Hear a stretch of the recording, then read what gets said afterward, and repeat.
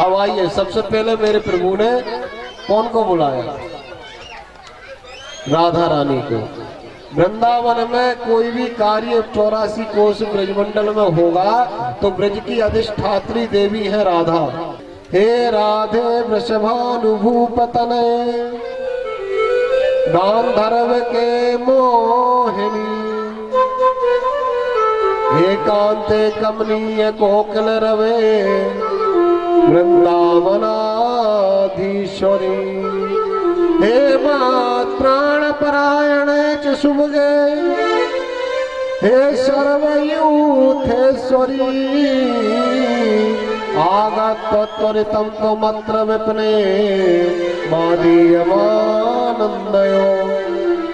माँ राधा रानी को पुकारा, एक बार पुकारा, मेरी राधा रानी नहीं आई।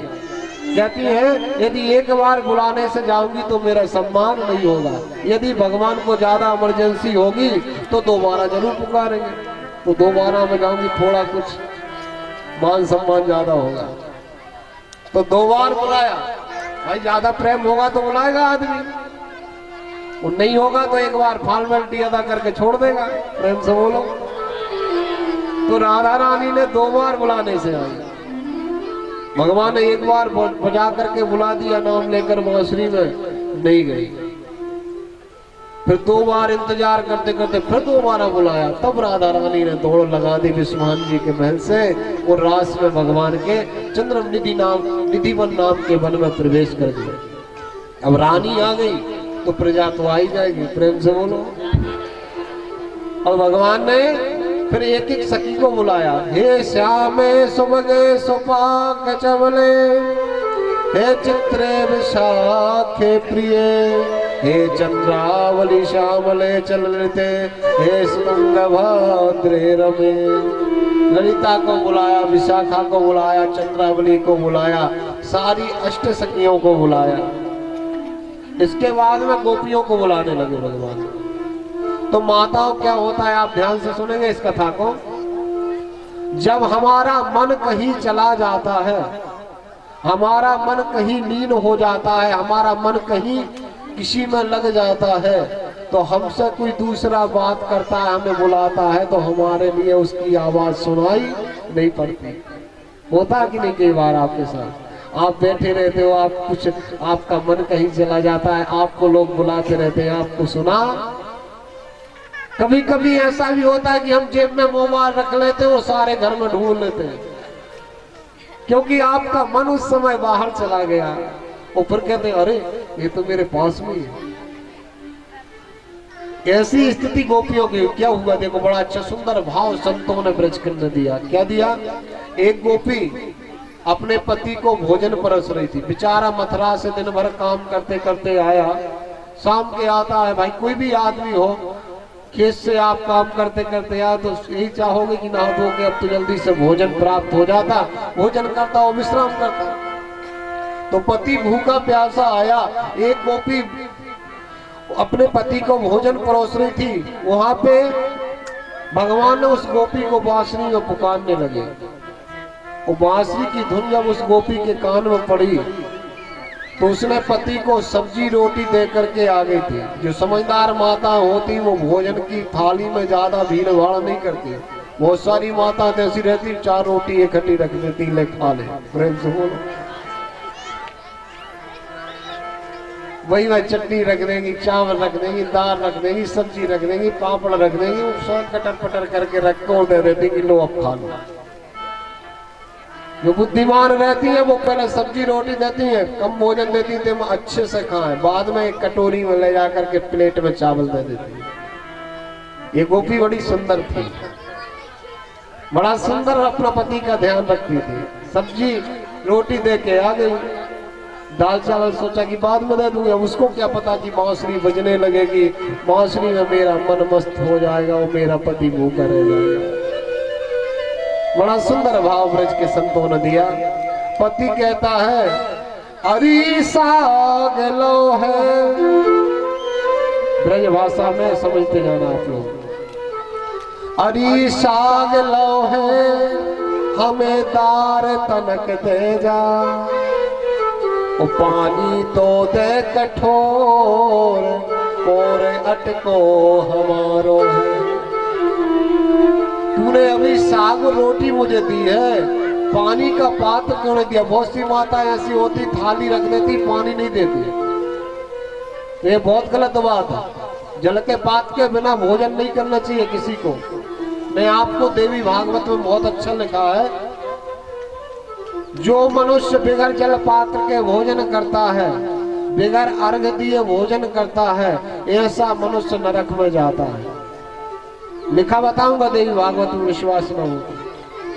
तुम ही गोस्वामी जी ने लिखा, तुम ही निवेदित भोजन करही, तुम ही निवेदित भोजन कराही, तुम ही निवेदित भोजन करही, तुम ही निवेदित भोजन कराही। प्रभु प्रसाद पट भूषण धराही, प्रभु प्रसाद पट भूषण धराही, प्रभु प्रसाद पट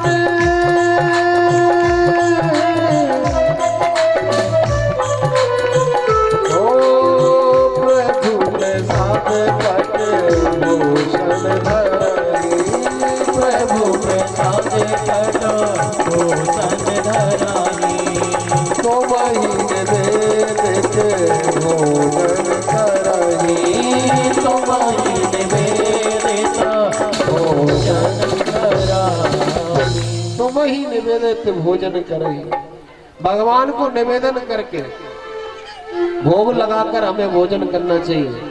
बिगर जल घुमा यदि आप भोजन करोगे तो नरकगामी होगे।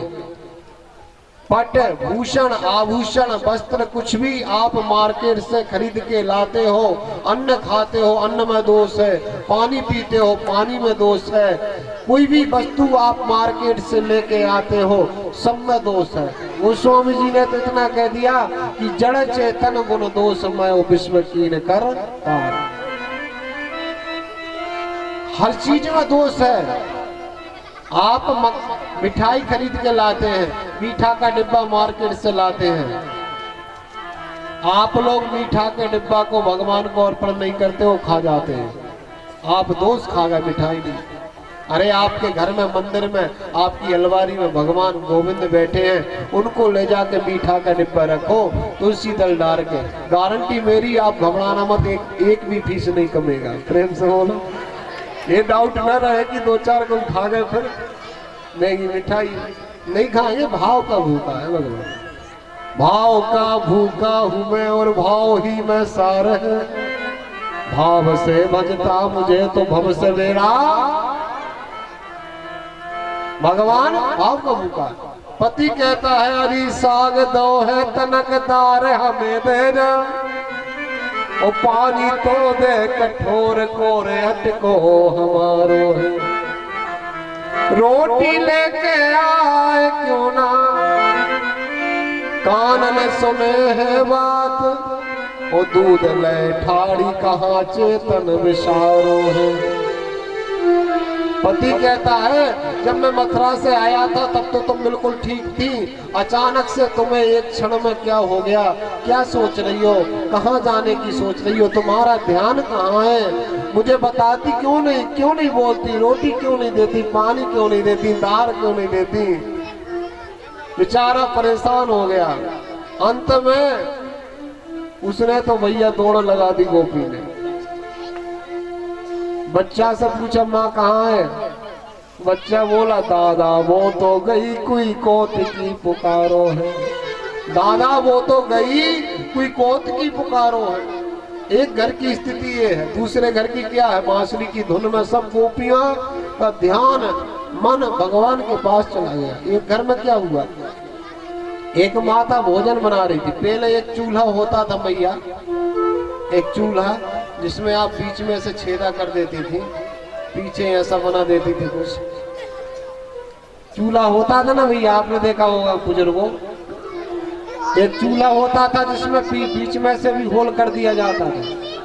उस चूल्हे का कुछ नाम होता होगा, माताएं कहती होंगी कुछ, लेकिन हमें पता नहीं है। उस चूल्हे पे वो गोपी भोजन बना रही थी। ध्यान से सुना, इन बच्चों पर थोड़ा कंट्रोल करो भैया। और वो माता भोजन पका रही थी। तो होता क्या, उसकी इच्छा थी कि आज मैं दार बनाऊंगी, वो खीर बनाऊंगी। तो एक गंजी में एक पात्र में उसने दार का धन रख दिया, एक पात्र में उसने खीर रख दी। वो भगवान की बांसुरी को सुनने लगी। समझदार थी, होशियार थी। माताओं, कभी भी हमें रात में चौका लगा के ही सोना चाहिए। बिगर चौका को झाड़े पोछा लगा बिगर कोई भी स्त्री को सोना नहीं चाहिए। यदि ऐसा कोई स्त्री करती है तो उसका घर धन धान्य से ये समझना आप परेशान हो जाओगे आप। इसलिए आप सबसे मैं प्रार्थना करूं। वो गोपी ने बेचारी ने एक डिब्बा में गोबर भी रख लिया था पोछा लगाने के लिए, लेकिन भगवान की जब बांसुरी सुनने लगी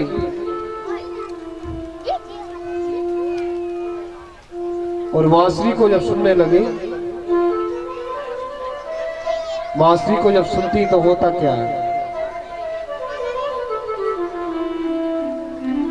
दार में दूध अगार में चावल,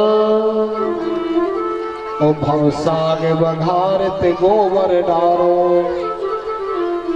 दार में दूध अगार में चावल, ओ साग बघार ते गोबर डालो। दार में दूध डाल दिया और आगे में चावल उड़ दिए, तो साग बघारते गोबर डालो। खीर में नून मिलाए गई, रुकवे की कहो तो खाए वो कारो। हाथ दुलावत फोड़ो घड़ा, रुकवे की कहो तो खाए वो कारो। गोपी ने इस प्रकार से सब्जी को बघार दिया। पति खाने के लिए आया तो पति ने खाने के लिए जब कोर मारा तो बताया आपको, उसमें मसाले की जगह गोबर की कटोरी डाल दी सब्जी की बघार में। तो जब पति ने जैसे ही गिलास मारा तो गोबर गोबर, प्रेम से बोलो। दिमाग खराब हो गया पति का। कहा देवी तुमने सब्जी में मसाले की जगह गोबर डाला। पत्नी बोली मुझे कोई पता नहीं मैंने क्या डाला, गलती हो गई महाराज। तो कहा, बेचारे ने सोचा खीर खा लूं, खीर में नमक पड़ा शक्कर की जगह। इस प्रकार से गोपियां, सारी गोपियां भगवान के पास में पहुंची। भगवान ने सारी गोपियों का स्वागत किया। सब कुछ त्याग के गोपियां भगवान के पास गई। स्वागतम वो महाभागा प्रियम किम करणानि वो, ब्रजस्थानमयं पश्चित भूतागरमरतारकम्। भगवान ने पूछा तो भगवान ने सारी गोपियों को, देखो जो प्रभु के लिए सर्वस्व त्याग कर भगवान के लिए गया है, उससे भी भगवान ने उसकी भी परीक्षा ली। गोपियों से क्या कहा भगवान ने, आपका स्वागत है, आप पधारो देवियों, सबका स्वागत है। लेकिन कहा भूता गमन कारणम, आप लोग क्यों आई हो, आपके आने का कारण क्या है। यदि वृंदावन में कोई राक्षस आया है तो चलो मैं चलता हूँ। जैसा मान लीजिए अभी आपको मैंने यहाँ बुलाया, आपको मैंने यहाँ बुलाया और मैं ही आपसे कहूँ कि आप क्यों आए हो, तो आपको बुरा लगेगा ना। भगवान ने गोपियों को बुलाया और भगवान कहते हैं कि ब्रूता गमन कारणम, कौन सा कारण है, क्यों आई हो। गोपियां बोली अरे पहले ये बुलाते हैं, बंसी बजाते हैं और बंसी बजा करके बुलाते हैं और फिर आखिर में क्यों जो है हमसे पूछ रहे हैं। भगवान ने परीक्षा ली प्रेम की। अंत में गोपियों से प्रश्न कर दिया, देवियों पतिव्रता स्त्री का धर्म है काया से मन से वचन से पति की सेवा करना। तुम कैसी पतिव्रता हो जो भोजन के समय अपने पति को, अपने ससुर को, अपने बच्चों को छोड़ करके जंगल में आई हो। तुमने 7-5 वचन नहीं सुने कि रात्रि में अकेला माताओं को एकांत स्थान में नहीं जाना चाहिए। अरे देवी हो, कौन सा धर्म तुम निभा रही हो? इस समय जंगल में क्यों आई हो रात में? यदि राक्षस आया मुझे लेने आई हो तो चलो मैं चलता हूँ। भगवान ने ऐसे वचन कहे कि गोपियां चुपचाप रह गई। कि पहले तो बुलाते हैं और फिर कहते हैं क्यों आए हो। गोपियां कुछ बोल नहीं रही, बेचारी रो रही है खड़ी खड़ी, वो अपने पैरों की अंगुलियों से ब्रज की बालू को सकेल रही है। ये देख करके भगवान ने और कड़ी परीक्षा ली कि हो सकता है इनमें कोई बनावटी प्रेमी आई होगी मेरी गोपियां, जो मुझसे प्रेम नहीं करती लेकिन संग में आ गई है। उनको बुरा लगेगा तो वो तो चली जाएंगी। यदि मुझसे वास्तव प्रेम करती है तो ये मुझे छोड़ के नहीं जाएंगी, चाहे कितना ही मैं इनकी परीक्षा ले लूं। सारी सर को झुकाए खड़ी है, रो रही है। अंत में भगवान ने कहा, देवियों, एक पतिव्रता स्त्री थी। आप सब ध्यान से सुनना माता। एक पतिव्रता स्त्री थी, उसका एक छोटा सा बेटा था जो घूंटों के बल पे चलता था, कुछ जानता नहीं था। उस पतिव्रता स्त्री के लिए अपनी पति की सेवा में लगी रहती थी वो सदा। एक दिन उसका पति जंगल से लकड़ियां काट करके लाया, गाड़ी को उलीचा, दोपहर में बहुत परेशान हो गया। फिर नहा के भोजन करके अपनी पत्नी की गोद में सिर रख के सो गया पति। तो पत्नी की गोद में सिर रख के वो पति सो गया। जब पति सो गया तो पत्नी उसको हवा करने लगी। यही ठंड के समय था, ठंड का समय था। ठंड में लोग अपने बाहर पहले वो एक कुंड टाइप का खोद देते थे, उसमें लकड़ियां रख के अगर वो लगा लेते थे अलाव आपने के लिए। आप क्या बोलते हैं? कुंड खोद लेते थे आंगन में, क्या अब क्या पता, भगवान में प्रेम से बोलो। तो वो उसमें आग ही भर रही थी। पतिव्रता अपने पति को हवा कर रही थी। उसका छोटा सा बच्चा वहां पे देवियों खेल रहा था, भगवान बोले। और छोटा सा बच्चा अग्नि को खिलौना जान करके घूंटों के बल पे चल के अग्नि के कुंड की तरफ चलने लगा। यदि वो पतिव्रता हिलती है तो उसका पतिव्रत धर्म टूट जाता है, पति की नींद भंग हो जाएगी। वो नहीं हलती तो बेटा अग्नि में गिर जाएगा। पता है देवी हुआ क्या? हुआ ये कि उस पतिव्रता ने अपने पति की सेवा नहीं छोड़ी, उसका बच्चा अग्नि के कुंड में गिर गया। मन ही मन भगवान से प्रार्थना करती रही, हे प्रभु मेरे बच्चा को बचाओ, मेरे बच्चा के प्राणों की रक्षा करो। अंत में जब उसके आंखों से आंसू गिरे, वो पति के गाल पे गड़ा एक आंसू। पति ने कहा, देवी तुम रो रही हो? कहा, हाँ स्वामी, मेरा बेटा उस अग्नि के कुंड में चला गया। दोनों भागे तो जाकर के क्या देखते हैं पता है? अग्नि के कुंड में उस पतिव्रता का बच्चा खेल रहा है अग्नि के बीच में। अग्निदेव का सामर्थ्य नहीं पड़ा कि पतिव्रता के बच्चा को जला दे। ये होता पतिव्रत धर्म माता हो। स्त्री का एक ही धर्म है, काया से, मन से, वचन से पति की सेवा करना। एक ही धर्म एक व्रत नेमा, एक ही धर्म एक व्रत नेमा। काय वचन मन पति पद प्रेमा, काय वचन मन, काय वचन मन पति पद प्रेमा, काय वचन मन पति पद प्रेमा। एक ही धारा में एक व्रत नेमा, एक ही धारा में काय वचन मन पति पद प्रेमा। एक ही धारा में एक व्रत नेमा, एक ही धारा में एक ही धर्म एक व्रत नेमा, काय वचन मन पति पद प्रेमा। ये स्त्री का धर्म होता है। गोपियां बहुत रोई, हम शायद पतिव्रता नहीं है। गोपियों ने कहा श्याम सुंदर। एक गोपी उनमें से हिम्मत करके बोली,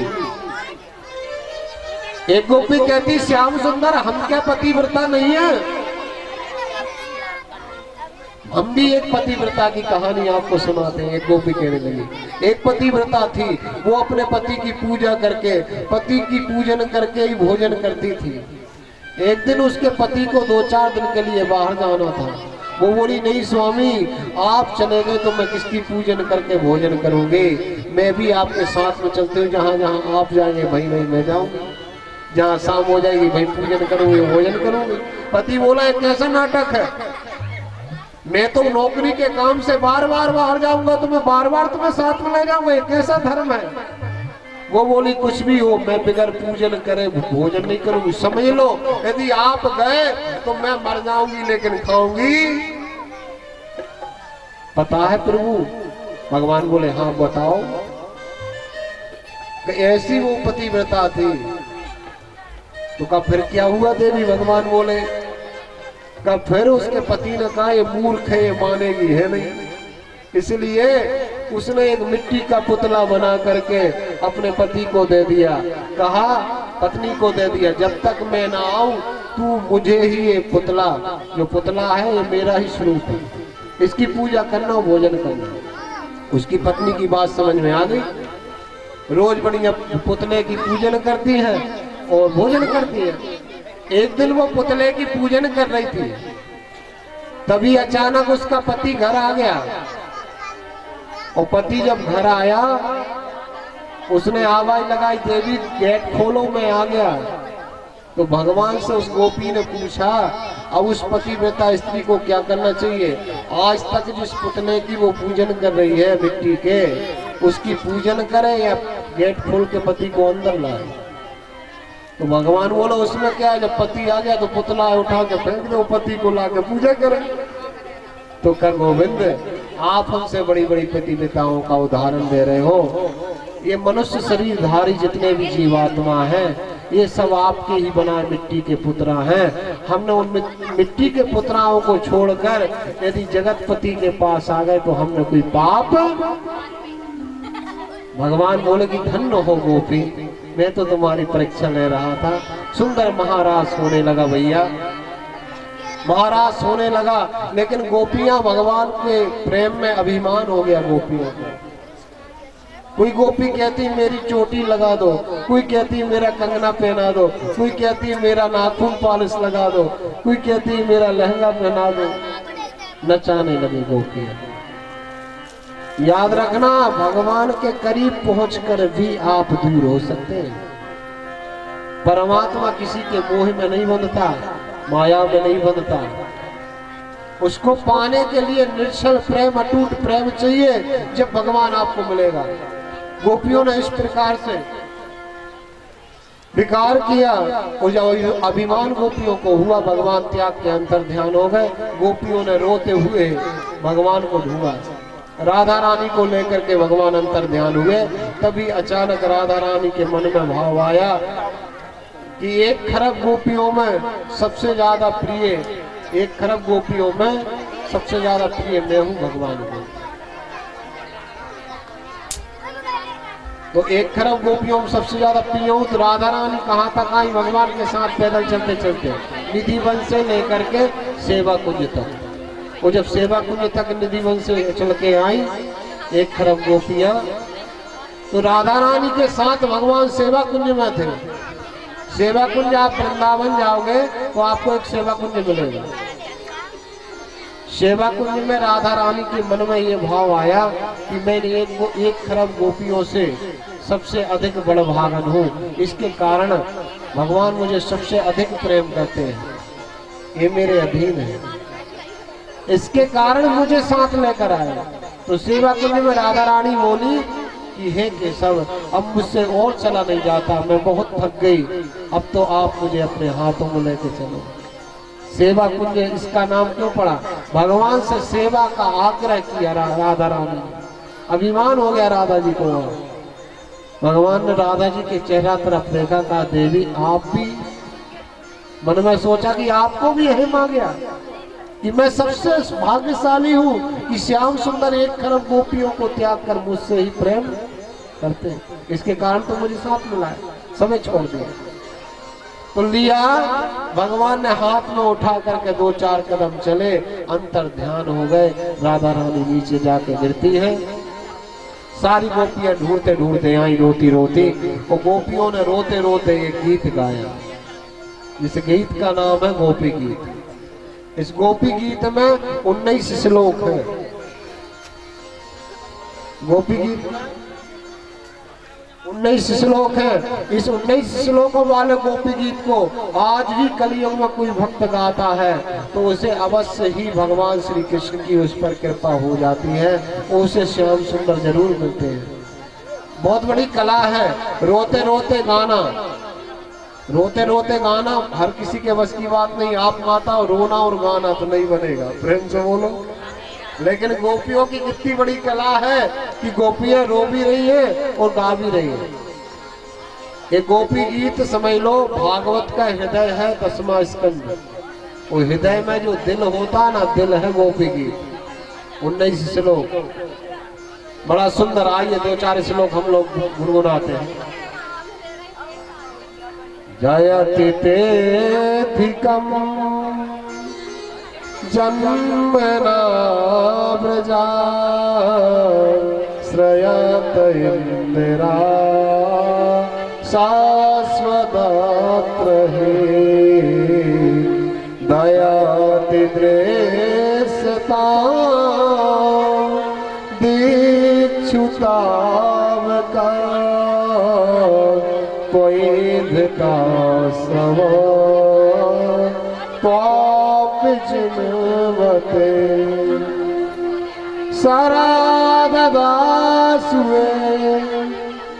साधु जात सा सरस रोदरा श्री मुखाग्रसा सुरत नाथ पे अशोक दासिका वरद न तो नेह बधा तव कथामृतम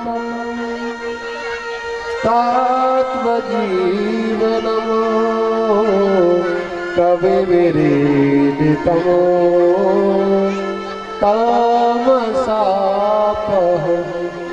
श्रवण मंगलम श्रीमदाततमो भवे गिरन्ति ते भूरिता जन भवे गिरन्ति ते भूरिता जन। गोपियां कहती अरे श्याम सुंदर, हे छलिया, हमें छोड़कर तुम कहाँ चले गए? हम तुम्हारे बिन जीवित नहीं रह सकते, हम मर जाएंगे। यदि तुम्हें ऐसे तड़पा तड़पा के हमें मारना था तो उसी दिन मर जाने देते जिस दिन पूतना आई थी, उसी दिन मर जाने देते जिस दिन अगासुर आया था, बगासुर आया था। इंद्र ने जिस दिन बारिश की थी उसी दिन बह जाने देते। इससे अच्छा मरना तो प्यारे उस दिन का था, एक बार कष्ट होता मर जाते। लेकिन तुम्हारे प्रेम में हमें मरना अच्छा नहीं लग रहा। हम तुम्हारे बगैर जी नहीं सकते, जीवित नहीं रह सकते। इसलिए हे श्याम सुंदर, हे प्यारे छलिया, तुमने जिस दिन से इस वृंदावन में जन्म लिया है उस दिन से ये वृंदावन माता लक्ष्मी की क्रीड़ा स्थली बन गया। हे पाके बिहारी, हे गोविंद, हमें दर्शन दो, हमें दर्शन दो। हम तड़प तड़प के मर जाएंगे। जब तक गोपियों की बात एक ब्रजवासी ने सुन ली, गोपियां रो रो कर ऐसा कह रही है कि हम तुमसे इतना प्रेम करते हैं कि तुम्हारे बगैर जीवित नहीं रह सकते। तो एक ब्रजवासी वहीं खड़ा था, वो बोला मर क्यों नहीं? प्रेम से बोलो। अभी तक तुम कई बार हजारों बार कह चुकी हो कि हम मर जाएंगे तड़प तड़प के, लेकिन तुम एक में कितनी सारी गोपियों में से एक भी नहीं मरी। तो गोपियां क्या कहती, अरे प्यारे, हम मर नहीं सकते। कहा क्यों? जब इतना प्रेम करती हो तो मर जाओ ना। क्या नहीं मर सकते? हमारी मजबूरी, हमारी स्थिति ऐसी है। हमारी स्थिति सांप के काटने जैसी नहीं है, हमारी स्थिति तो बिच्छू के काटने जैसी। क्या कहती है? जिसने भगवान की कथा को पिया है जिसने भगवान की कथा को श्रवण किया है वो व्यक्ति अकाल मौत नहीं मर सकता, उसका दुर्मरण नहीं हो सकता। क्या कहती है? तब कथामृतम, कथा रूपी अमृत का जो पान करता है, जो कृष्ण की कथा का पान करता है, ऐसे मनुष्य की कभी भी अकाल मौत नहीं होती, दुर्मरण नहीं होता। तत्व जीवनम कवि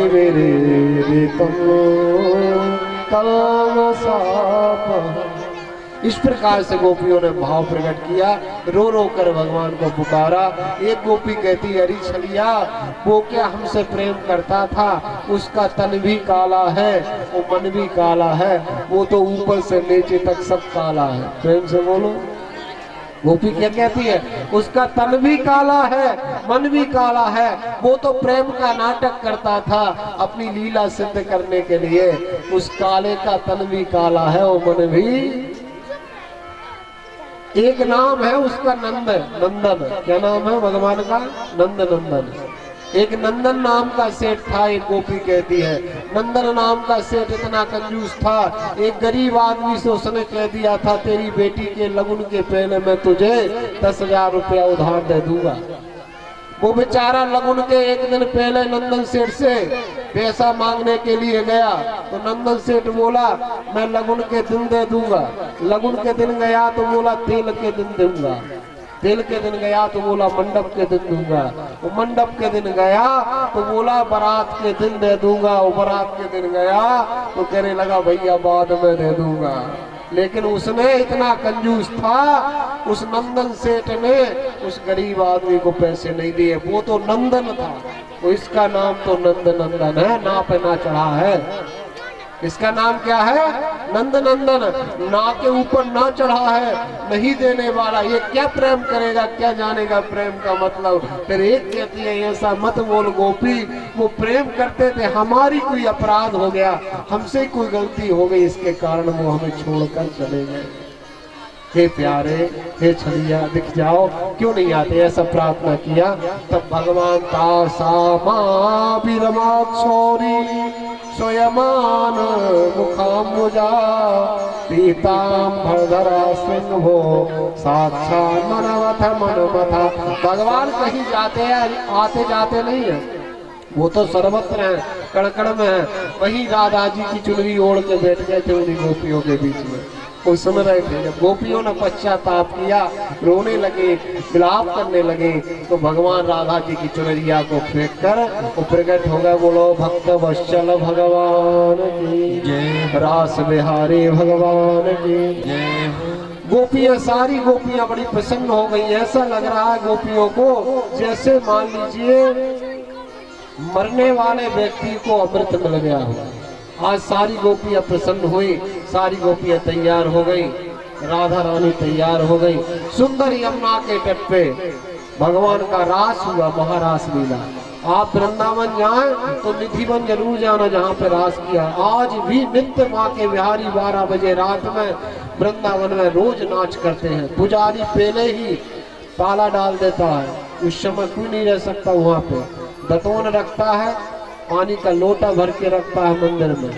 सुबह वो दतवन फटी मिलती है और पानी का लोटा खाली मिलता है। रास होता है आज भी। आप कभी भी वृंदावन जाए तो निधिवन में जाके भैया रास जरूर करना, नित्य जरूर करना, ठीक है ना। चाहे भले ही मत हो, आप नहीं आता फिर भी आपको वहाँ पे लोग कहेंगे भले ही भैया कूदो या हिलो या जो भी करो, लेकिन आपको नचना पड़ेगा। प्रेम से बोलो। तो आइए हम लोग सब मिलकर के यमुना के तट पे रास हो रहा है, भगवान रास कर रहे हैं। हम लोग रास करेंगे एक भजन के माध्यम से। इसके बाद में हम लोग मथुरा की तरफ भगवान को प्रस्थान करेंगे। रास हो सभा सम्मेतो गोपी मंडल मंडिता ओ योगेश्वर श्री कृष्णो तासा मध्य दोयो दोयो। एक एक गोपी के बीच में दो दो गोपी के बीच में एक एक कन्हैया प्रकट हो गए। वो बड़ी सुंदरता से सारी गोपियों को ऐसा लग रहा कि कृष्ण मेरे साथ है, कृष्ण मेरे साथ है। वो सबके साथ भगवान नृत्य कर रहे हैं। आज ब्रह्मा जी ब्रह्मलोक में नाच रहे हैं, शंकर जी तो माता पार्वती जी के साथ में गोपी बन के आ गए नचने के लिए। समझ नहीं मैया हो। भोलेनाथ ने कहा पार्वती तुम कहाँ जा रही हो 16 श्रृंगार करके, तुम कहाँ जा रही हो माता पार्वती को साथ में लेकर के। माता पार्वती से भोलेनाथ बोले हे देवी हमें भी अपने साथ में रख लो, हम भी आपके साथ में चलेंगे। और माता से कहा हम भी आपके साथ में चलेंगे। तो भोलेनाथ आए गोपी बन के। आज भी गोपेश्वर महादेव की स्थापना है। वृंदावन आप जाओ तो गोपेश्वर महादेव जरूर जाना। गोपियों के नाथ भगवान ने ऐसी बांसुरी बजाई कि भगवान भोलेनाथ सुध-बुध खो गए और नाचने लगे पागलों की तरह। तब भगवान ने कहा कि आज से आप सदा वृंदावन में वास करेंगे, गोपेश्वर नाथ आपका होगा। बोलो गोपेश्वर महादेव की। वही कामदेव आकर के डुंडुबी बजाने लगा। कामदेव ने भगवान को चुनौती दे दी, हे माँ के बिहारी मुझसे युद्ध करना पड़ेगा आपको। आप बड़े योगी राज बने घूमते हैं मोर का पंख पहने, आप कैसे योगी राज हैं मैं भी तो देखूं आज, मुझसे युद्ध करो। भगवान बोले किले के अंदर की किले के बाहर। समझना आप किले के अंदर है किले, यानी ये गोपियों के बीच में मैं रहूंगा। जब लड़ोगे तुम क्या इनसे अगल ले जाके लड़ोगे। इसने सोचा अगल में तो इनको हरा नहीं पाऊंगा, ये इतनी सारी गोपियां एक से एक सुंदर गोपियां हैं, जब मैं इनसे युद्ध करूंगा किसी पे तो मोहित होंगे। प्रेम से बोलो। भगवान ने युद्ध किया, कामदेव ने अपने सारे शस्त्रों का प्रयास कर लिया, लेकिन भगवान के मन में किंचित विकार नहीं आया। अंत में मेरे प्रभु के चरणों में कामदेव ही मोहित हो गया। वो कामदेव चरणों में आके गिर पड़ा, बोला हे योगेश्वर कृष्ण, हे योगी योगी राज, हे योगी योगेश्वर, मैं आपके चरणों में वंदना करता हूँ। भगवान का नाम पड़ा वहां पे मदन मोहन। बोलो मदन मोहन भगवान की। मदन नाम है कामदेव का, मोहन है भगवान का। कामदेव को भी जिसने मोहित कर लिया वो मदन मोहन। इतने सुंदर है हमारे ठाकुर जी। आइए अब गोपियों के साथ में भगवान नृत्य करते हैं। आप लोग भी कंजूसी नहीं करेंगे, ठीक है ना। तालियों की बड़े भाव से रास करेंगे। रास हो रहा है, चंद्रमा नच रहा है, सूरज नच रहा है, तारे नच रहे हैं। सब लोग आज वृंदावन में आनंद बरस रहा है। सब लोग बड़े भाव से रास करेंगे। बोलो रास बिहारी भगवान की। गोकुल में देखो, वृंदावन में देखो रे, बंसी बाजे रे, श्याम संग राधा नाचे रे, राधा नाचे रे,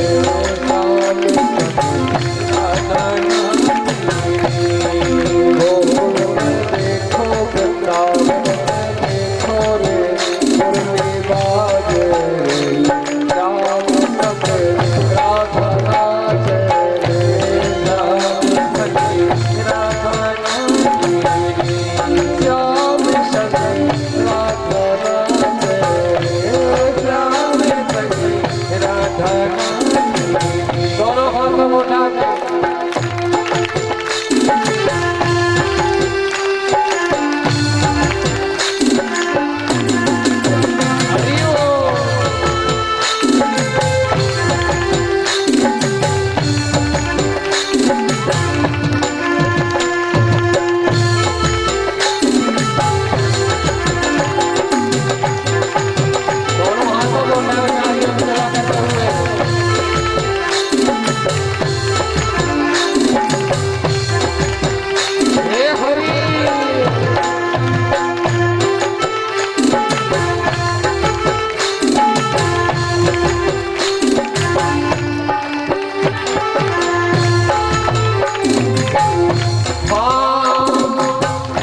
छम नाचे राधा रानी, सुन के मेरी मोरलिया, सुन के मेरी मोरलिया। छम छम नाचे राधा रानी, सुन के मेरी मोरलिया, सुन के मेरी मोरलिया। श्याम छवि पे सब बलहारी,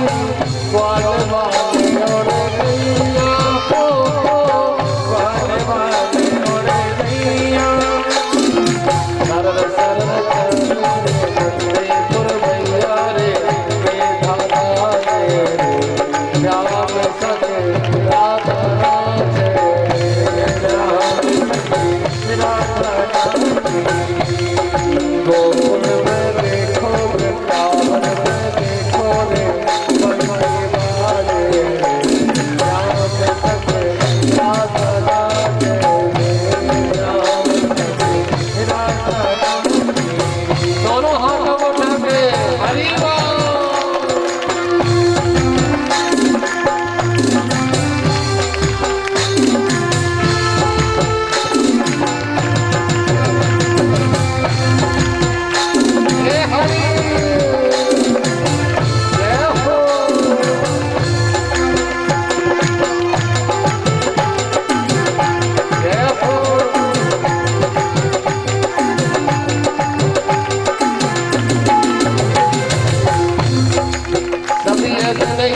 दोनों हाथों को ऊंचा करिए, हाथ सो रहा है बड़े भाव से।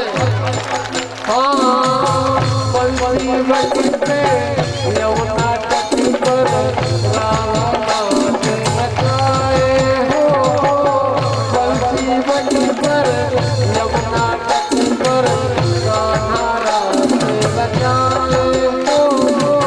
राधा नाच नचाए गोपी बजकर शंकर आए गोपी सुन कहलाए हो। गोपी बज कहलाए गोपी बजकर शंकर आए गोपी सुन कहलाए हो। गोपी सुन कहलाए जब जब डम डम बाजे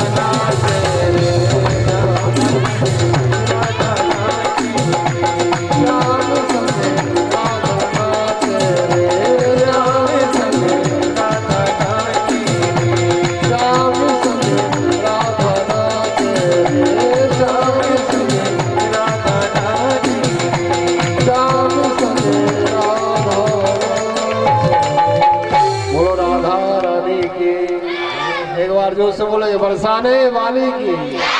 भगवान श्री कृष्ण ने महारास लीला को किया है। और महारास लीला को पूर्ण करके आप लोग काउंट नहीं करता है। एक बार और बोल दिए कृष्ण भगवान की। रासलीला को पूरा किया, सारी रात गोपियां नाचती रही यमुना के तट पे। गोपी का अर्थ समझेंगे आप, गोपी क्या है? गोभी इंद्री कृष्ण रस पे बतीती थी गोपी। जब तक हमारे जीवन में गोपी के जैसा त्याग, गोपी के जैसा लगन, गोपी के जैसा शुद्ध अंतःकरण, गोपी के जैसा निर्मल प्रेम भगवान के लिए नहीं होगा, जब तक भगवान को हम प्राप्त नहीं कर सकते। हमें प्रभु को पाने के लिए गोपी जैसा त्याग करना पड़ेगा, जब हम भगवान को प्राप्त कर सकते हैं, याद रखना। इसलिए मेरी माताओं बहनों भाइयों, गोपियों से आज भगवान ने कहा देवियों, यदि मैं कभी आपको छोड़ के चला भी जाऊं तो आप केवल मुझे मत भूलना, मेरी याद सदा आप करते रहना, तो मैं तुम्हें अपने लोक में अपने पास में बुला लूंगा। इस कथा का तात्पर्य है भैया, आप मन को भगवान में लगाए रहो। ये नहीं है कि आप मंदिर जाओ जब भी भगवान का भजन करो। मंदिर जाए करे न तो पूजा राखे बड़ो आचार ने, वो साधु जन की कदर में जाने मिले न सर्जन हारन। ये नहीं है कि आप मंदिर गए तो मंदिर में पूजा पाठ करे आए तो आप भक्त शिरोमणि बन गए। नर्मदा जी गए, नर्मदा जी में स्नान करने से आप भक्तों के शिरोमणि बन गए, ऐसा नहीं है। यदि आपने नर्मदा जी तक ही भक्ति को सीमित मान लिया तो आप भक्त नहीं है। मंदिर जाए करे नित्य पूजा करता है, बड़ा आचार विचार रखता है, राखे बड़ो आचार रे, लेकिन साधु जिनकी कदर न जाने मिले न सर्जन हार रे। हमें संसार के कण कण में भगवान का दर्शन जब तक नहीं होगा। भगवान के दो प्रकार के दर्शन होते हैं मेरी माताओं बहनों भाइयों, एक प्रोक्ष दर्शन होता है, एक अप्रोक्ष दर्शन होता है। प्रोक्ष दर्शन क्या है? केवल मंदिर में भगवान को मान लेना कि हनुमान जी केवल मंदिर में है, ये हो गया प्रोक्ष। अप्रोक्ष, हनुमान जी को संसार के कण कण में मानना, ये हो गया अप्रोक्ष। अप्रोक्ष दर्शन, अप्रोक्ष दर्शन से भगवान जल्दी प्रसन्न होते। जीते जागते मनुष्य को भगवान का अंश मानना, प्रभु का स्वरूप मान करके उसका सम्मान करना, ये नहीं है कि तू भगवान की पूजा करता और इंसान से नफरत करता है, ईर्ष्या करता है, घृणा करता है, द्वेष करता है। ऐसे में तो कबीरदास जी ने कह दिया कि पाहन पूजे हरि मिले तो मैं पूजू पहाड़, वो जा से अच्छी चक्की जो पी से खाए संसार। पूजा पाठ पहली अभ्यास है, पहली सीढ़ी है भगवान को पाने की। हमें सर्वमय ईश्वर जित देखूं तित तू, जित देखूं तित तू, सर्वव्यापक सत्ता है उस परमात्मा की, कहीं कम ज्यादा नहीं है। कब जब ऐसा भाव होगा जब गोपियों जैसा आप गोपी का सिद्धांत धारण करेंगे। गोपियां हर काम में भगवान को याद करती थी, गोबर उठाते हुए, गैया लगाते हुए, दही बहाते हुए, पानी भरते हुए, झाड़ू लगाते हुए एक ही गीत गाती थी दिन रात, हे कृष्ण हरे कृष्ण हरे कृष्ण। हमें भी वही करना, खेत में, खलियान में, मकान में, दुकान में, गाड़ी में, बंगले में, कहीं भी आप हो, आपको भगवान को सदा अपने ध्यान से भटकना नहीं है, सदा अपने प्रभु को याद करते रहना। कहीं भी कर से कर्म करो विधि नाना, मन राखो जहां कृपा निधाना। हाथों से काम करो, मैं ये नहीं कह रहा कि बैठ जाओ भगवान के लिए भजन करने, हाथों से संसार का कर्म करो आप, लेकिन मन भगवान में लगाए रहो। मन की तरंग मार ले बस हो गया भजन, आदत बुरी सुधार ले बस हो गया भजन। माया मुई न मन हुआ मर मर गया शरीर, आशा कृष्णा नाम री कह गए दास कवि। मन की गति है अटपटी, ओ झटपट लखे न कोई, जब मन की खटपट मिटे, जब मन की खटपट मिटे तो झटपट दर्शन हो। मन को भगवान के चरणों में लगा लो। सर्वधर्मान परित्यज्यो मामेकं शरणं भज। अर्जुन को 18 अध्याय गीता के सुना दिए भगवान ने। भक्ति योग बताया, ज्ञान योग बताया, सांख्य योग बताया, यज्ञ विधान, दुनिया के विधान बता दिए। अर्जुन असमंजस में पड़ गया, क्या करूं क्या ना करूं। अर्जुन की समझ में नहीं आई, भगवान समझ गए भटक जाएगा। तो सीधी बात 18वें अध्याय में एक श्लोक कह दिया भगवान ने, हे पार्थ तू सभी धर्मों को छोड़कर मेरी शरण में आ जा, मैं तुझे सब पापों से मुक्त कर दूंगा। सर्वधर्मान् परित्यज्य मामेकं शरणं व्रज अहं त्वां सर्वपापेभ्यो मोक्षयिष्यामि मा शुचः। जो अनन्य स्मरण करते, अनन्यास चिंतयन्तो माम ये जना पर्युपासते। अनन्य भाव से भगवान का स्मरण करो जैसे गोपियां करती थी। माताओं आप भी नियम बना लेना। आप बहुत बड़ी संख्या में सभी श्रोता आए हैं। मैं आप सबसे प्रार्थना करूं, चलते फिरते सोते जागते खाते पीते गोविंद की याद करते रहो, याद करते रहो। कभी तो मिलेंगे, कहीं तो मिलेंगे, कैसी तो मिलेंगे। कब मिलोगे उनसे कहो ना, आप लड़ो। जैसे आप अपने घर में आपकी पत्नी से बात करते हो, आपके बेटे से बात करते हो, ऐसी बात कभी मेरे ठाकुर से भी किया करें मंदिर में। कब मिलोगे, क्यों नहीं मिलते, कहाँ मिलोगे, मुझे बताते क्यों नहीं। मैंने क्या बिगाड़ा है आपको, ऐसे बात करो, आपको सुनेगा। जो श्लोकों से, सुंदरकांड से, हनुमान चालीसा से जितना प्रसन्न नहीं होगा, ये तो दूसरे लिखा गया, दूसरे की लिखी बात आप गा रहे हो, उतनी आपकी प्रार्थना से प्रसन्न होगा भगवान। दूसरे के लिखे से नहीं, उसने तो अपना अनुभव लिखा है। आप आपका अनुभव बना के भगवान से बात करो, वो करेगा बात। भक्त में यदि कामना नहीं होती, लेकिन हम क्या करते हैं, जाते तो हैं हनुमान जी के मंदिर में, लेकिन जाकर के पहले कह देते हैं दादा आज जो काम होना है हो ही जाए। प्रेम से बोलो। जैसे दादा ये काम हो जाएगा तो मैं 10 किलो मगध के लड्डू चढ़ाऊंगा। जैसे दादा तेरे लड्डू को भूखो बैठो। प्रेम से बोलो है? अरे स्वार्थ से तो सब लड्डू चढ़ाते हैं, सब हनुमान जी के पास जाते हैं। कभी निस्वार्थ भाव से भी जाओ। काम पड़ने पे तो सबको याद कर लेते, कभी बेकाम के भी याद करो तो भगवान प्रसन्न होता है। प्रेम से बोलो राधे राधे। तो मेरी कहने का तात्पर्य है आप सबसे, कामना, भक्त में यदि कामना नहीं होती, भक्त में यदि कामना नहीं होती तो भक्त भगवान बन गया होता। और प्रेम में यदि वासना नहीं होती तो प्रेम वरदान बन गया होता। गोपियों जैसा प्रेम करो। अंत में गोपियों को साथ सुना दी भगवान ने, और गोपियों को ऐसा अपने तरफ ध्यान आकर्षण करके भगवान इस लीला को विश्राम दे करके, महारास का तात्पर्य है जीवात्मा परमात्मा के मिलन की जो लीला है वही महारास है, जिस लीला का दर्शन पितामह भीष्म ने किया था। आइए आगे। सुदर्शन नाम के दानव को कंस ने भेजा, शंखचूड़ का उद्धार किया। केसी नाम का राक्षस भेजा, घोड़े के रूप में भगवान को मारने के लिए आया। भगवान ने इस केसी नाम के दानव को, बड़ा पराक्रमी था, तीनों लोकों में दौड़ा दौड़ा कर इस केसी को मारा और इस पापी का अंत किया। सारे कंस के सारे दानव समाप्त हो गए। तब कंस ने सोचा कि दंड नीति से काम नहीं बनेगा, अब नीति बदल देना चाहिए। साम दाम दंड भेद 4 नीतियां होती। तो कंस ने डायरेक्ट दंड नीति प्रारंभ की थी। जब दंड से काम नहीं बना तो साम नीति का प्रयोग करने लगा। अक्रूर जी को बुलाया, अक्रूर जी से कहा अक्रूर जी मैं बड़ा पापी मामा हूँ, मैंने मेरे भांजे पर बड़ा अत्याचार किया है, बड़ा ही कठोर दंड मैंने अपनी बहन को दिया है। मेरे जैसा संसार में कोई पापी नहीं होगा।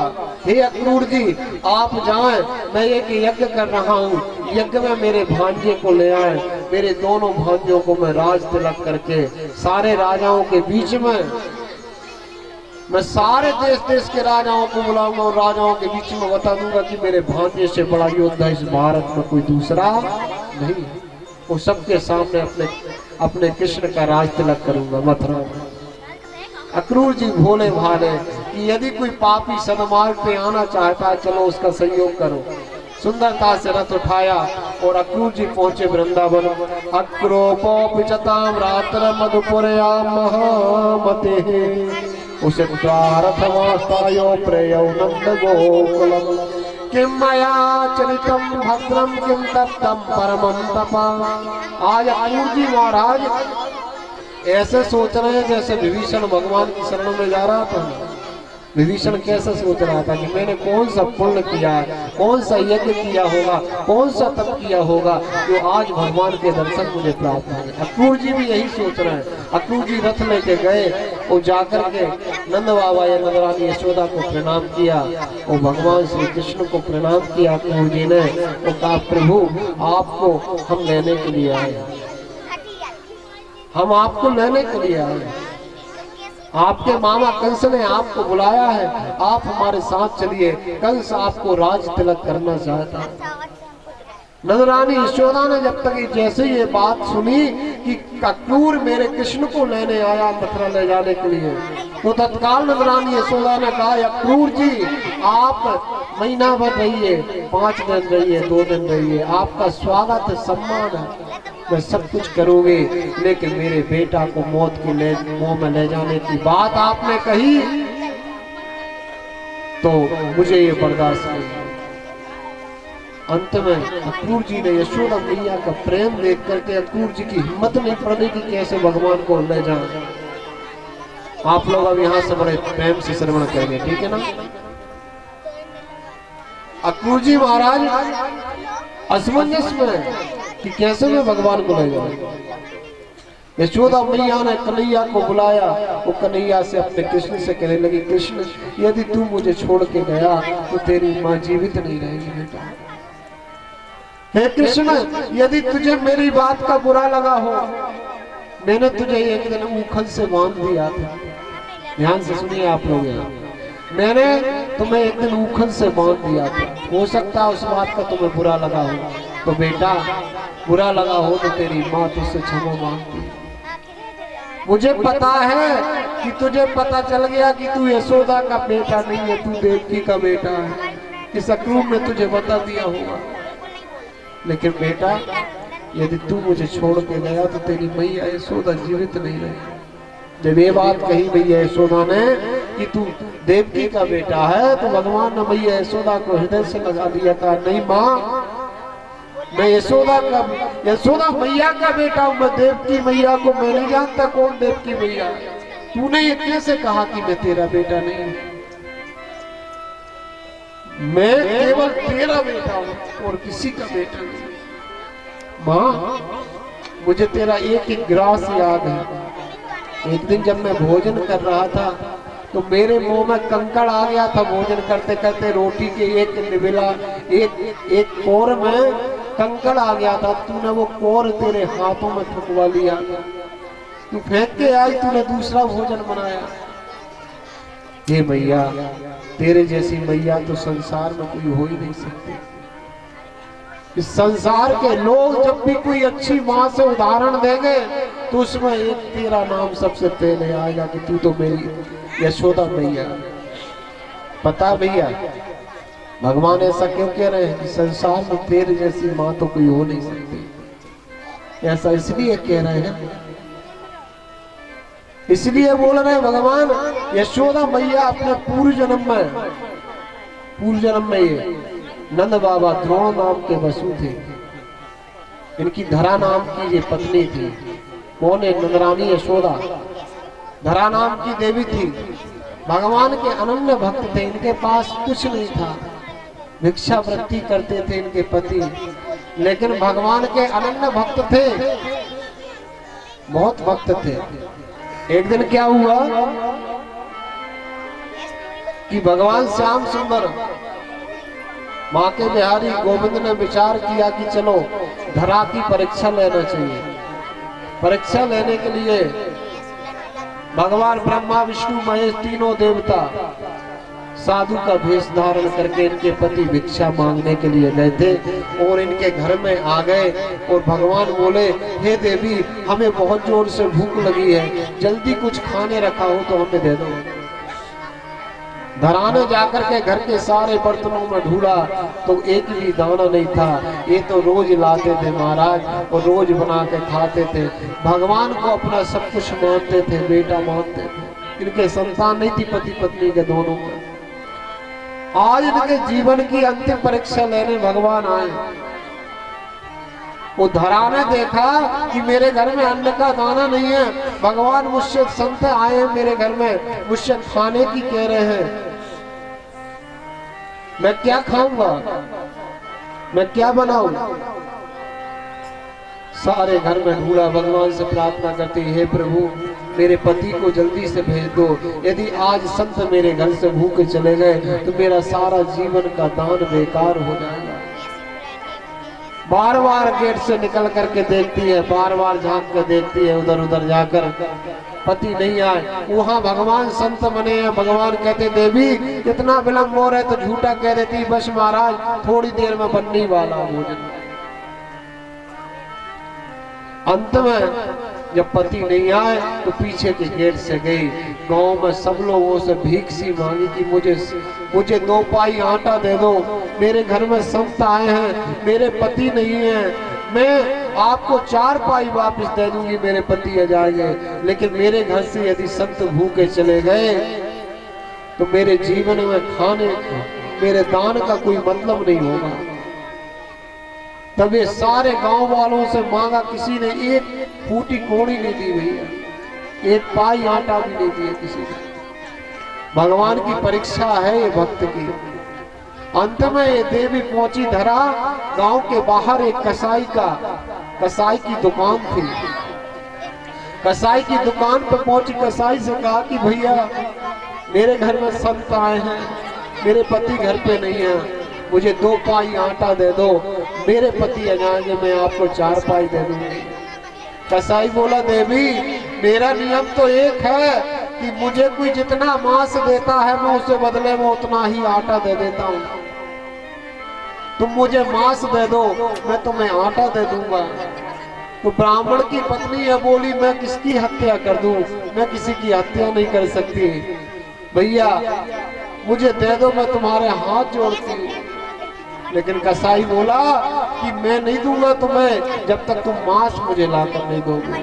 उस देवी ने क्या किया पता भैया, अपने धर्म को बचाने के लिए, अपने पुण्य को बचाने के लिए, भगवान की प्रसन्नता के लिए उसने कहा कि अपना खंजर दो। उसने समझा कि ये देवी जाएगी किसी पशु पक्षी को मार के लाएगी खंजर से। उसने खंजर लेकर के भगवान की रक्षा के, धर्म की रक्षा के लिए अपने दोनों स्तनों को काट दिया। भैया लहू लोहान हो गई। वो कसाई घबरा गया, आटा बांध कर उसने दे दिया, कह दिया देवी ये तूने क्या किया, अपने आप को काट लिया। कहा हाँ भैया मैं क्या करती, मेरे पास धर्म को बचाने के लिए मेरे शरीर के अलावा और कुछ नहीं। दौड़ के आटे को बांध करके ले गई। भगवान तीनों संत के रूप में भगवान बैठे हुए थे, ब्रह्मा विष्णु महेश। भगवान विष्णु के हाथ में जाकर के जैसे ही आटा दिया वो देखा कि खून से लथपथ हो रही है। भगवान खड़े हो गए, अपने वास्तविक रूप में आ गए। लो प्रभु खाओ, आप भोग लगाओ। तो देवी तुमने ये क्या किया? भगवान की आंखों से आंसू गिरने लगे, तुमने ये क्या किया, अपने आप को काट दिया। अब प्रभु मैं बहुत गरीब हूं और क्या करती। तो कहा मां तूने मेरे लिए अपने स्तनों को काटा है तो मैं तुझे आशीर्वाद देता हूं, तू अगले जन्म में यशोदा मैया हो।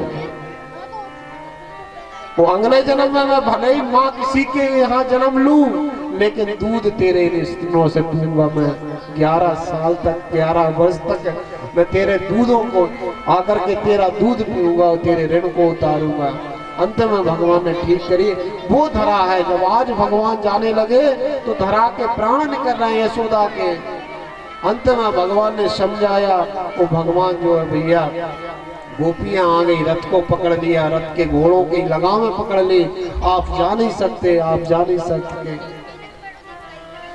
बहुत विलाप किया गोपियों ने, लेकिन भगवान सबको समझा बुझा करके और परसों के दिन लौट के आने की कह करके भगवान। और भैया आज गोपियां रो रही हैं, गौएं रो रही हैं, बछड़े रो रहे हैं।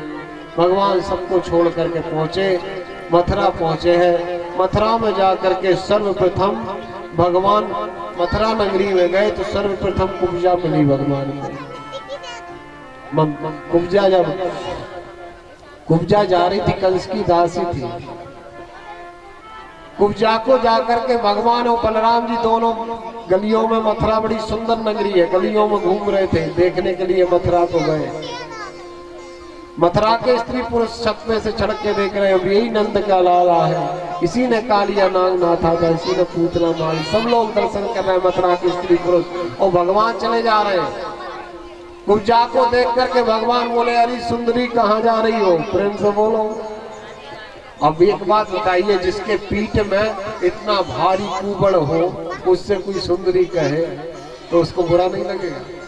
कुब्जा ने लाठी उठाई और कहा, तू एक कौन है जो मुझे सुंदरी कह रहा है, मैं कहां से तुझे सुंदर दिखती हूँ।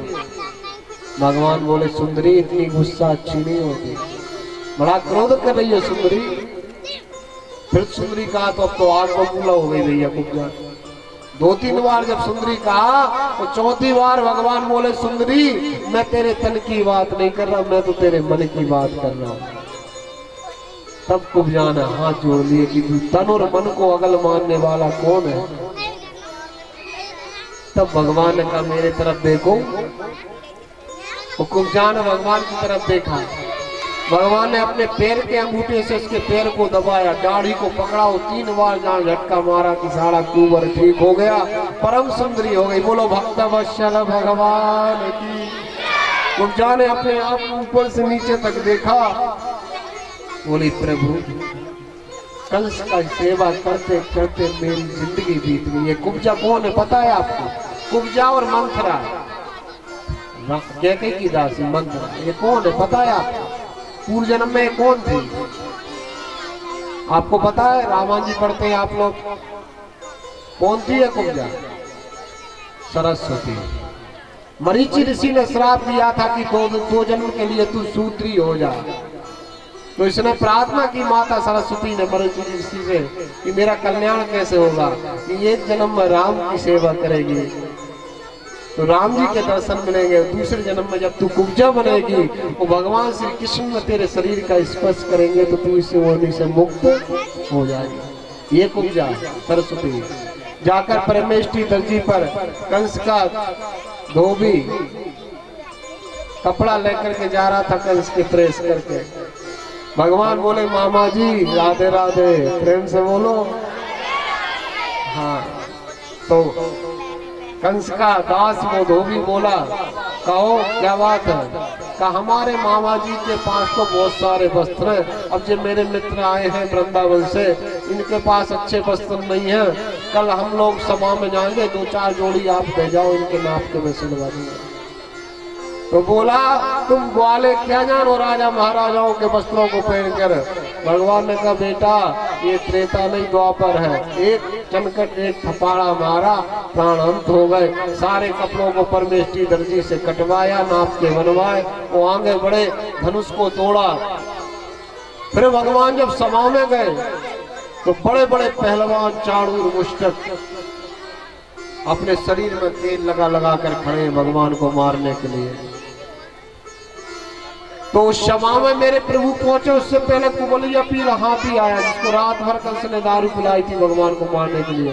कुबलिया पीर हाथी को उठाकर फेंक दिया, भगवान ने नीचे आके गिरा, गोविंदाय नमो नमः। और जाकर के इस हाथी के दोनों दांत पटाए, दोनों भैया पहुंच गए सभा में, जहाँ हजारों राजा पूरे ब्रज की प्रजा और कंस के दरबार में, उस ग्राउंड में जहाँ चारों पहलवान खड़े हैं। एक पहलवान 10 आदमियों से भारी रहता है। भगवान ने कहा कि या आप लोग हमसे युद्ध करेंगे? हाँ। कौन सा युद्ध करेंगे? द्वंद्व युद्ध, कुश्ती। का देखो भैया, आप बहुत बड़े हैं, पहलवान हैं, और मैं कहाँ छोटा मोटा बच्चा हूँ। क्या नहीं तो हो छोटे लेकिन दादों के दादा हो, प्रेम से बोलो। बहुत लोगों को मिटा चुके हो, लेकिन आज तो मसल देंगे तुम्हें। भगवान बोले तो ठीक है। आज जाकी रही, सारी सभा देख रही है, जिसकी जैसी भावना थी भगवान ने उसको वैसी दर्शन दिए। राम जी ने जैसे धनुष्य के समझ दिए। जाकी रही भावना जैसी, जाकी प्रभु मूरत देखी तिल जैसी, प्रभु मूरत देखी जाकी रही भावना। भगवान ने कामनी निहारो काम संतन विचारो राम।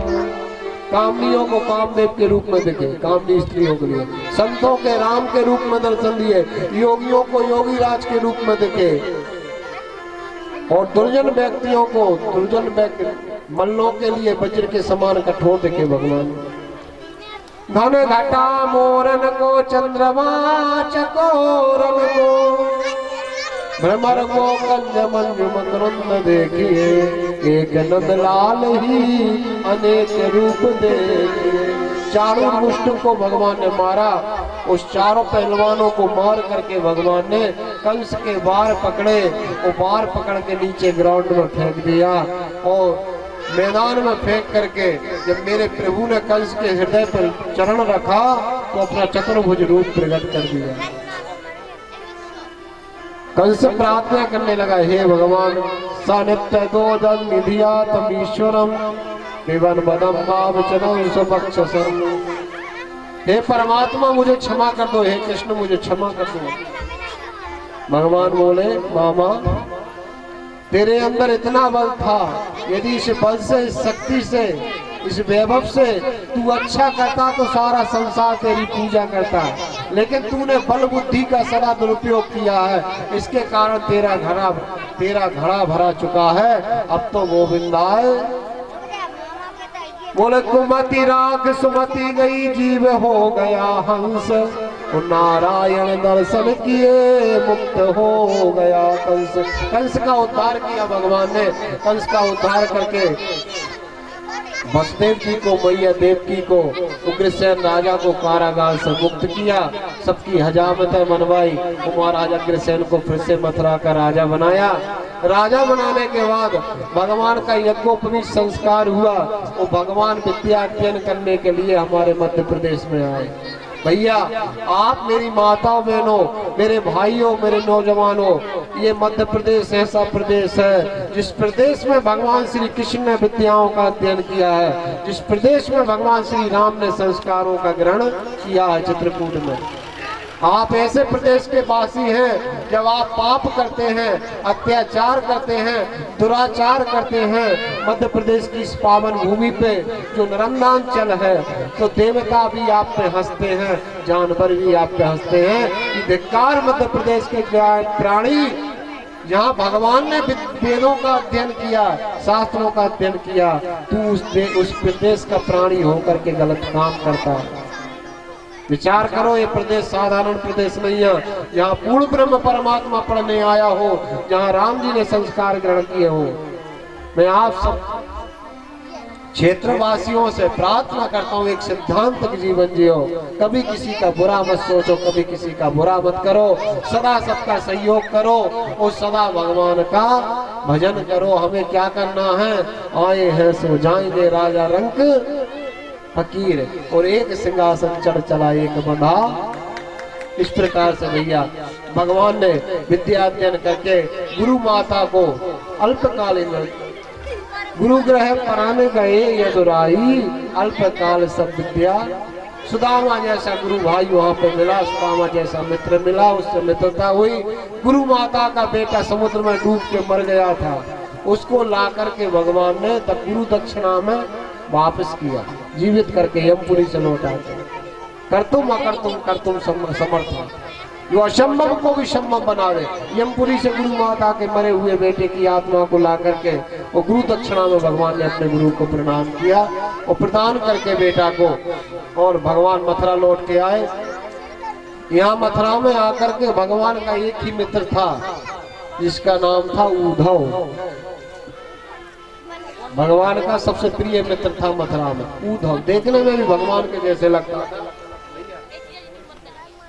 और भगवान के जैसे लगता था देखने में बिल्कुल। देवगुरु बृहस्पति का शिष्य था, बहुत ज्ञानी, ब्रह्म ज्ञानी उद्धव। एक दिन क्या हुआ, ध्यान से सुनना आप लोग। एक दिन माता देवकी भगवान को भोजन करा रही थी। वो भोजन कराती हैं तो माता यशोदा की याद आ जाती भगवान को। भगवान उठ के चले जाते भोजन की थाली को सरका के। कई दिन से ऐसा भगवान के साथ में हो रहा था कि यशोदा मैया के, देवकी मैया के हाथ से मेरे गोविंद भोजन नहीं करते थे।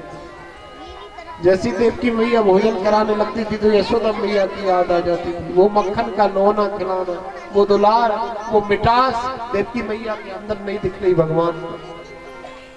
एक दिन उद्धव आया तो माता देवकी ने कहा, उद्धव कृष्ण कुछ खाता नहीं है, जब से विद्यालय से लौट के आया है ना कुछ खाता है ना पीता है, एकदम रोता रहता है। तू पूछ, तेरा सखा है वो तुझे बताएगा।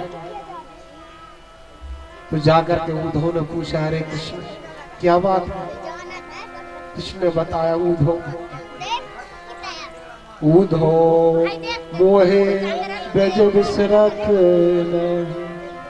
हे उद्धव मोहे ब्रज विसरत नाही। माता यशोदा, नंद बाबा, गोपियों की मुझे बड़ी याद आती है। वो मेरे वियोग में न जाने कैसे उनकी हालत होगी, कैसी स्थिति में वो होंगे, खाया होगा नहीं खाया होगा।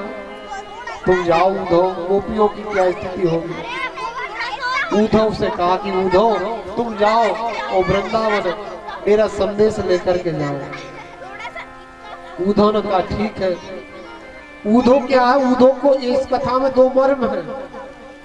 उद्धव को अपने ज्ञान का बड़ा अभिमान था, ब्रह्म ज्ञानी था, देवगुरु बृहस्पति का शिष्य था, जो सदा निर्गुण निराकार का ध्यान करता था, सगुण साकार परमात्मा पे विश्वास नहीं रखता था।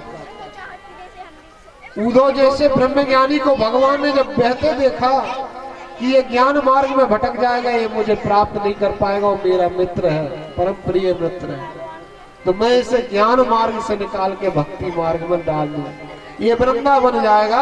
वो वृंदावन में मेरी गोपियों की भक्ति देख करके उनसे अवश्य इसको शिक्षा मिलेगी। उद्धव जी तैयार हुए, सुंदर रथ में भगवान ने बिठा दिया। उद्धव जी मथुरा से वृंदावन पहुंचे।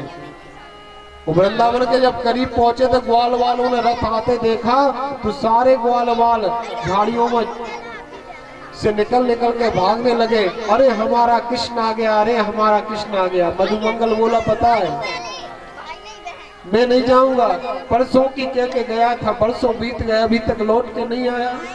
मैं नहीं जाऊंगा ऐसे मित्र से जब तक मेरे लिए आकर के मुझसे क्षमा नहीं मांगेगा, मैं ऐसे मित्र के दर्शन नहीं करूंगा। मधुमंगल नहीं गया। सारे मित्र कहने लगे, भैया तू नहीं आ रहा तो मत जा, हम तो जाएंगे, हम हमारे कृष्ण के दर्शन करके आएंगे। सारे मित्र दौड़े तो दौड़ के मधुमंगल भी आ गया। कहने लगे, भैया रुक जाओ, मैं भी आपके साथ में चलूंगा। अरे लड़ो बाद में लूंगा, झगड़ा बाद में लूंगा, पहले तो मैं अपने कृष्ण को हृदय से लगाऊंगा। दौड़ के ग्वाल वाल गए, वो जाकर के उद्धव को कृष्ण समझकर उद्धव से लिपट गए। उद्धव का मुकुट गिर गया, पीतांबर गिर गया। उद्धव कहता है, भैया सुनो तो, मैं कृष्ण नहीं हूं, मैं उद्धव हूं। तब ग्वाल वालों को होश आया, बोले भैया हमें क्षमा करिए, ऐसे ही रथ में हमारा कृष्ण गया था, हमारा कृष्ण भी तेरे जैसा लगता है, वो तू ये पीतांबर तो उसी का डाल के आया है। कहा ये कृष्ण ने मेरे ऊपर इसलिए डाल दिया कि इस पीतांबर को देख के मेरे मित्र सखा तेरे पास आ जाएंगे। उद्धव ने ये प्रेम देखा, पूछा कि नंद बाबा का महल कहाँ है? तो लोगों ने बता दिया, किसी से पूछने की आवश्यकता नहीं है उद्धव, जहां से ये नाला बह रहा है, ये नाला जहां खत्म हो जाएगा वही नंद बाबा का गेट है। प्रेम से बोलो, तो ये नाला कैसा है? तो ये यशोदा मैया, नंद बाबा, गोपियों के, गौओं के, बछड़ों के रोने के आंसू बह करके ये नाला निकला है वृंदावन से और यमुना में मिल गया। उद्धव देख करके रथ से नीचे उतर गए।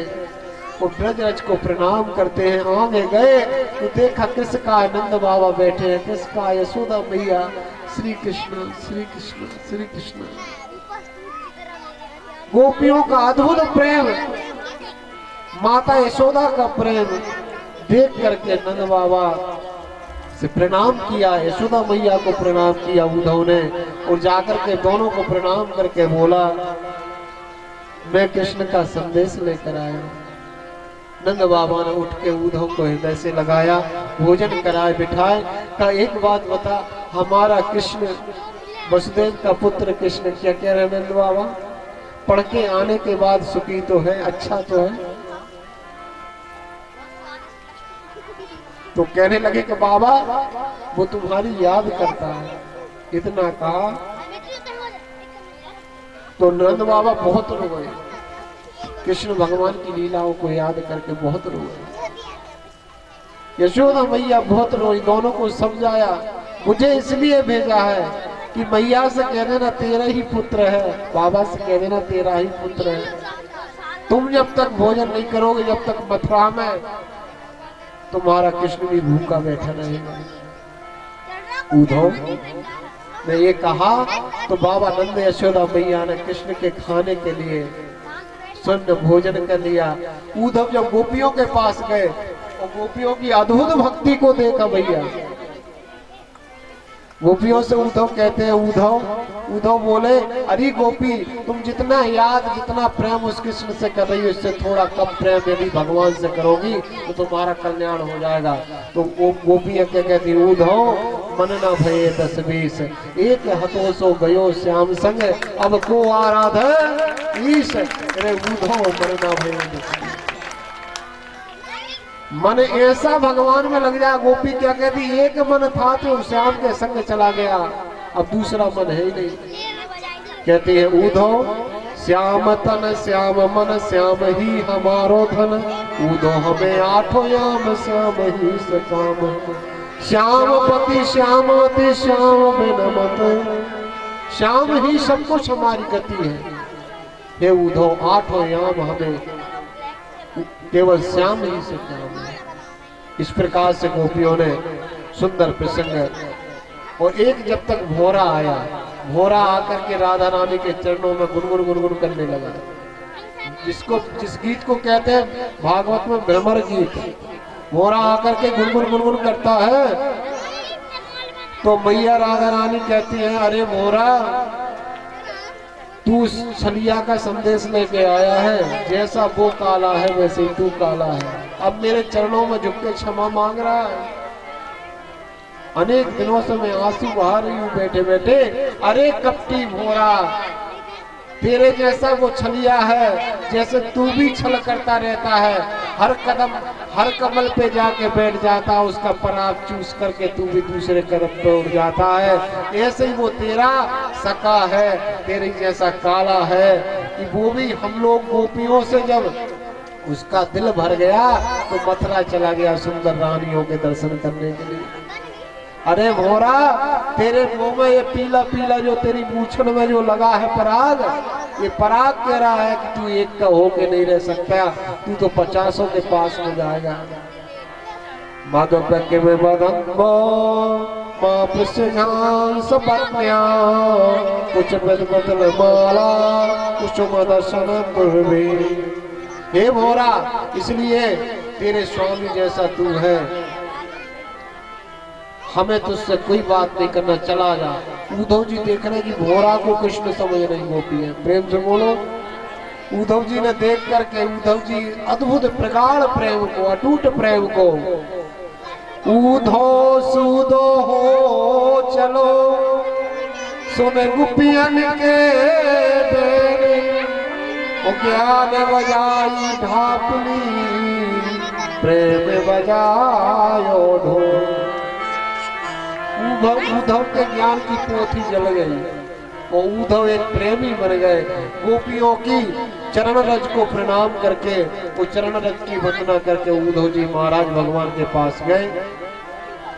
वहां पे जरासंध नाम का राक्षस है, जिसकी बेटियां हैं अस्थि और प्राप्ति, जो कंस की पत्नी थी, उनने जाकर के कहा कि कृष्ण बलराम ने मेरे पति को मारा।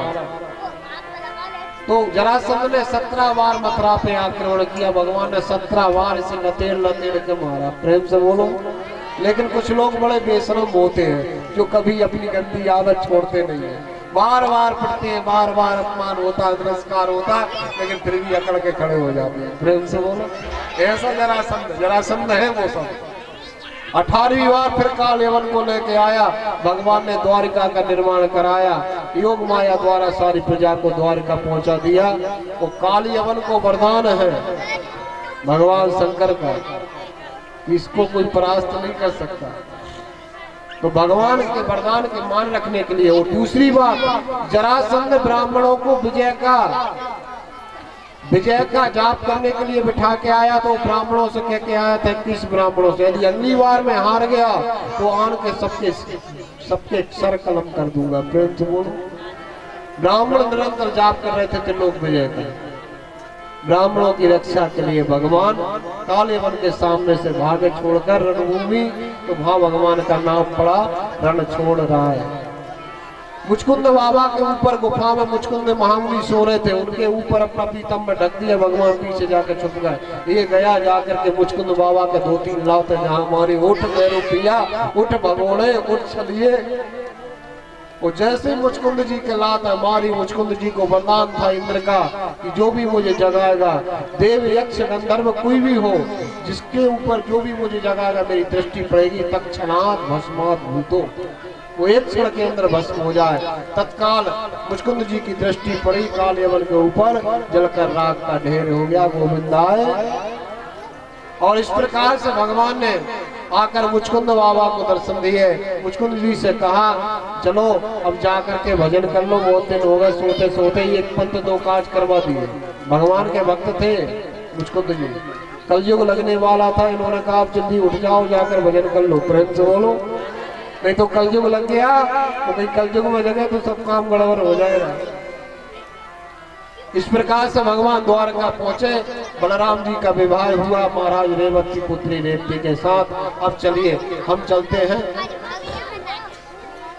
कुंडलपुर, जहाँ के राजा है भीष्म, जिनकी बेटी है रुक्मणी, और रुक्मणी का सुंदर बड़ा भाई है रुक्मी। महाराज भीष्म बड़े सदाचारी राजा। एक दिन सभा में बैठे थे, अपनी बेटी को अपनी सहेलियों के साथ घूमते देखा। बेटी बड़ी हो गई, विवाह के योग हो गई, तो बेटी को घूमते हुए देखा सहेलियों के साथ, तो अपने मंत्रियों से पूछा कि मेरी लक्ष्मी के समान बेटी है, मेरी बेटी के योग्य। अरे मंत्रियों, तुम्हें कोई कभी वर दिखा है, कोई राजा दिखा है, कोई राजकुमार मेरी बेटी के योग्य तुमने देखा? तो सारे के सारे मंत्री, ध्यान दीजिए, सारे मंत्रियों ने एक साथ कहा कि महाराज संसार में केवल एक ही वर है जो आपकी बेटी के समान, नारायण के समान है, वो है द्वारकाधीश श्री कृष्ण। अब सबने एक तरह से एक साथ एक ही प्रस्ताव दिया। भगवान के रूप, लावण, गुण की कथा सब लोग बखान करने लगे कि महाराज ज्यादा पुराने राजा तो नहीं है, अभी नए नए राजा बने हैं द्वारका के, लेकिन सारा संसार ये कहते हैं वो तो स्वयं नारायण है, वो तो स्वयं भगवान है, चक्रधारी है, गदाधारी है, चतुर्भुज रूप है भगवान का। और इस प्रकार से भगवान ने अनेक प्रकार से वर्णन सुना, तो माता रुक्मणी ने भी इस बातों को सुना। माता रुक्मणी ने भगवान के वैभव का वर्णन सुनकर, रूप का, सुंदरता का वर्णन सुनकर भगवान को मन ही मन अपना पति मान लिया और कह दिया, हे केशव, आज से आप ही मेरे पति हैं। एक पत्र लिखा, पत्र में ब्राह्मण को पत्र लिख करके दे दिया माता ने। उसी सभा में जब वो पत्र लिख रही थी तब क्या हुआ, उनका भाई आया, और भाई आके कहने लगा अपने पिताजी से, सारे मंत्रियों से, मेरी एक ही बहन है, मैं मेरी बहन की शादी उस भगोड़े तरफ नहीं करूंगा, उस ग्वाले तरफ नहीं करूंगा, मैं मेरी बहन की शादी करूंगा संसार के सर्वशक्तिमान राजा शिशुपाल के साथ। शिशुपाल भगवान की बुआ का लड़का, कोई दूसरा तो नहीं था। प्रेम से वो जिस शिशुपाल का जब जन्म हुआ था तो उसके 4 हाथ हुए थे। सब लोग बड़े आश्चर्य थे। आकाशवाणी हुई कि जिसके छूने से इसके 2 हाथ टूट जाएंगे वही व्यक्ति इसे मारेगा। सारे रिश्तेदार छू के चले गए, नहीं गिरे। और जब भगवान द्वारकाधीश जब मथुरा से गए अपने बाबा वसुदेव के साथ में बुआ के घर, और भगवान ने जैसे शिशुपाल को अपने हाथों में लिया, धड़ाम से 2 हाथ गिर गए। बुआ रोने लगी, कृष्ण तू ही मेरे बेटे को मारेगा, तू ही मेरे बेटे को मारेगा। भगवान बोले बुआ पागल है गई, मेरा छोटा भाई है, मैं क्यों मारूंगा? कहा आकाशवाणी ने कहा था। तो कहा बुआ ये कृष्ण तेरा वचन देता है, 100 अपराध ही ऐसे करेगा, एक एक अपराध का दंड मृत्यु दंड होगा। मैं ऐसे 100 अपराध क्षमा करूंगा इसके, लेकिन 101 किया तो राधे राधे। प्रेम से बोलो, फिर कोई समझौता नहीं। ये वही शिशुपाल है भैया। रुक्मी ने ऐसा कहा तो रुक्मणी जी ने पत्र में लिख दिया कि मैं आपके मन के वचन से चरणों की दासी हूँ। मेरा भाई मेरी शादी पापी रुक्मी के साथ करना चाहते हैं, और मेरा भाई रुक्मी शिशुपाल के साथ मेरी शादी करना चाहता है। मैं आपको पति मान चुकी हूँ। हे प्रभु, अपने चरणों की दासी को स्वीकार करो। यदि आप नहीं आए मुझे लेने तो मैं मर जाऊंगी। भगवान ने ब्राह्मण का स्वागत किया, द्वारका में पत्र पढ़ा। पत्र पढ़ रहे थे, इतने में दाऊ भैया आ गए। तो पहले भैया मर्यादाएं थी, बड़ा भाई के सामने छोटा भाई कुछ उठपटांग बात नहीं कर सकता था। आजकल तो सब लोग माँ वही बेटा, वही माँ बैठी, वही पिता बैठा, वही बहन बैठी, वही भाई बैठा है। वो दुनिया भर के नाटक नौटंकी टीवी पे बैठ के देख रहे हैं। प्रेम से बोलो। और फिर कहेंगे महाराज क्या बताएं, हमारे घर में तो कोई मर्यादा ही नहीं है। प्रेम से बोलो। ऐसे ऐसे नाटक देख रहे हैं लोग टीवी पे बैठ के, सारा परिवार एक साथ में। मर्यादा कहाँ से रहेगी बताइए? भगवान दाऊ भैया आगे पत्र को छिपा लिया। दाऊ भैया ने कहा क्या बात है कन्हैया, क्या छुपा रहा हूँ? कुछ नहीं दाऊ भैया, कुछ नहीं। हमको भी देखा ना तू बड़ा चिंता में लग रहा है। तो नहीं दाऊ भैया ऐसी कोई बात नहीं। अच्छा एक बात बता, हमने सुना है राजा भीष्म की बेटी रुक्मणी का स्वयंवर हो रहा है। कहाँ दाऊ भैया हो रहा होगा? तो उनने सारे राजाओं को बुलाया बेटी के विवाह में, हमें छोड़कर। हम क्या राजा नहीं है? कहाँ था भैया, राजा तो है लेकिन नए नए हैं, हो सकता है उनको पता ना हो। भाई हमारे राज्य की नई स्थापना हुई है, उनको पता ना हो, इसमें आप क्यों गर्म हो रहे हैं? नहीं कन्हैया, मुझे बिल्कुल अच्छा नहीं लगा। मंत्रियों ने बताया तो कहता हूँ भैया मैं क्या करूँ? तो देखो तुम द्वारका के राजा हो, ज्यादा चुपड़ चुपड़ बातें मत करो, मैं जो कहता हूँ वो करो। तुम जाकर रुक्मणी का हरण करो। भगवान मन में सोचता हूँ भैया भैया हो तो तुम्हारी में। प्रेम से बोलो। मैं बड़ा डर रहा था कि कैसे दाऊ भैया से बात कहूंगा, जो बात खत में लिखी है वो तुमने भी कह दी। दाऊ भैया मैं जा रहा हूँ लेकिन बहुत भारी सेना है। तू चिंता मत कर, मैं पूरी सेना लेकर पीछे से आ रहा हूँ। पूजा रुक्मणी को जैसे ही वो गौरा मंदिर में पूजा करने आए, और गौरा मंदिर में जब रुक्मणी जी पूजा करने आए तब तू जाकर के उसका रुक्मणी का हरण कर लेना। और भगवान ने जो है इस प्रकार से कहे भैया। और माता रुक्मणी गौरा जी के मंदिर में पूजन करने के लिए जाती है। पीछे से भारी सेना लगा दी, ऐसी सेना बिछा दी, बीच में से रास्ता है, दोनों तरफ इतने सैनिक बिछा दिए कि परंदा भी पर नहीं मार सकता। रुक्मी ने और शिशुपाल ने।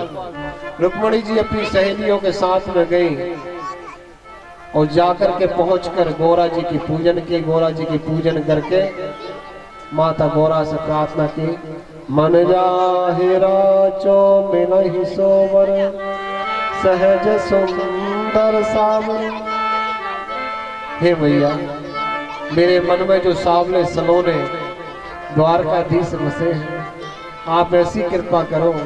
मैया द्वारका ऐसे इस प्रकार से मैया गौरा से प्रार्थना कर रही, जय जय जय गिरी, जय जय जय गिरी राज किशोरी, जय जय गिरी राज किशोरी, जय महेश मुख चंद चकोरी, जय महेश मुख चंद चकोरी, जय गजबदन सदानंद माता, जय गजबदन सदानंद माता, जगत जननी मेरी दुखदाता,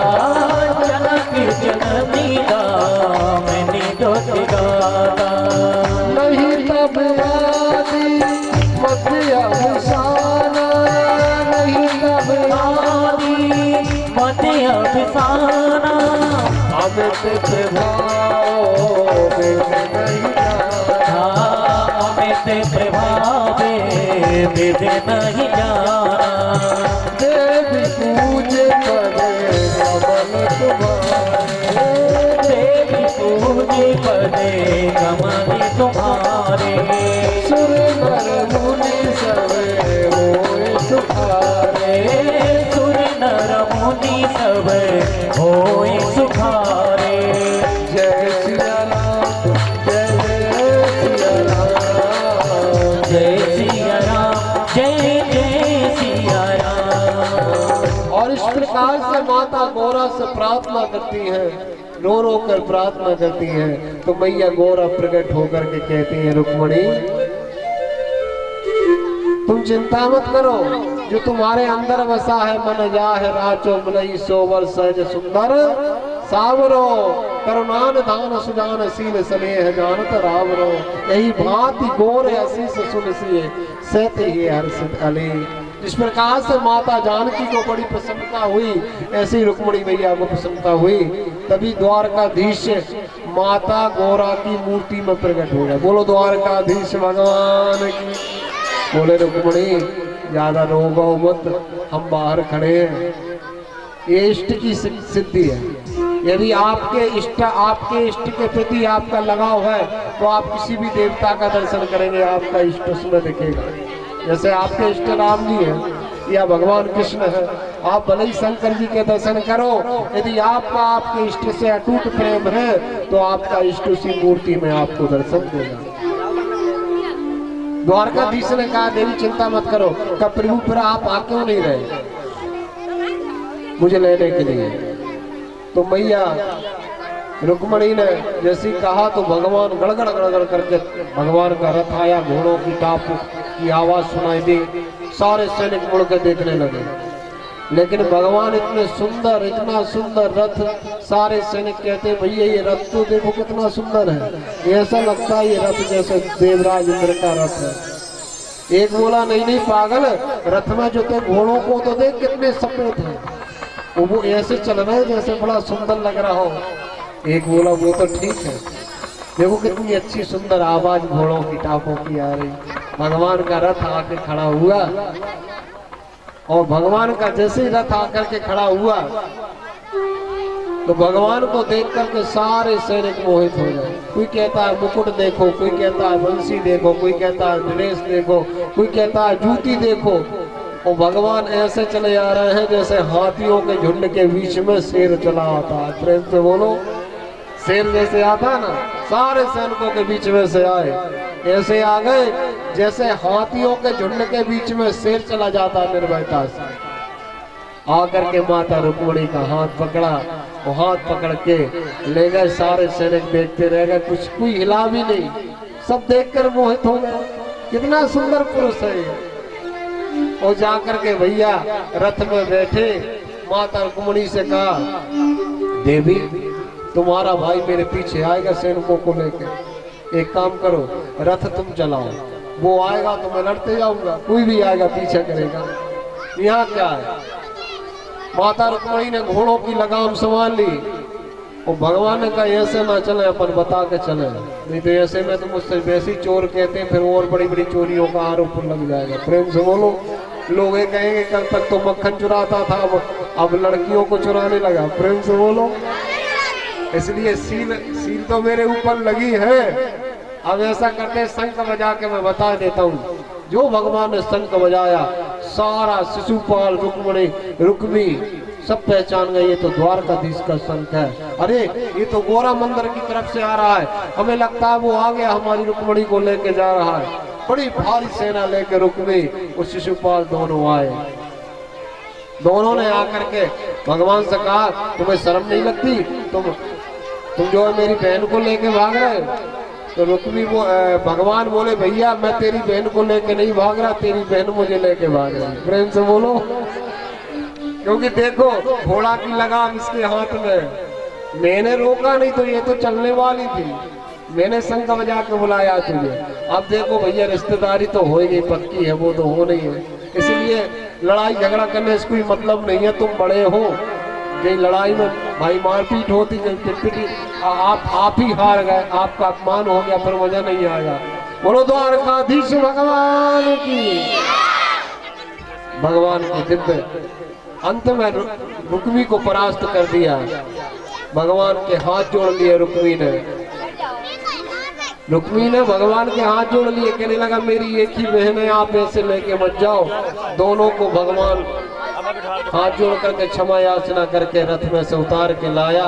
तो दोनों को ला करके मंच पे, सुंदर मंच पे बिठाया और सुंदर दोनों की जयमाला करवाई। भाव में ही भगवान है। तो आप सब लोग साक्षात स्वरूप भगवान का आपके सामने विराजमान है। सर्वप्रथम मैया रुक्मिणी ने भगवान द्वारकाधीश के माल्यार्पण करी। ओम इदम विष्णु विचक्र में तेधा निदते पनम्मा समुद्र सका कुंकुने स्वाहा। बोलो द्वारकाधीश भगवान की। मंगलम भगवान विष्णु मंगलम गणध्वजा मंगलम पुंडरीकाक्षो मंगलाय तनो हरे। इस प्रकार से दिव्य भगवान का विवाह संपन्न हुआ और आप सब लोगों ने दर्शन करे। एक बार जोर से जयकारा बोलेंगे, बोलो द्वारकाधीश भगवान की जय। तो आप सब लोग आकर के पूजन करें और कोई भी अभी जाएगा नहीं, आरती प्रसाद लेकर जाएंगे। भावना में ही भगवान है। आप सब लोग पूजन पाठ करते हैं और भगवान की झांकी आपके सामने है, तो आप विश्वास से भगवान की पूजन करें। भगवान ने आपको मौका दिया। सब लोग मेरे साथ में भजन का साथ देंगे। माँ के बिहारी की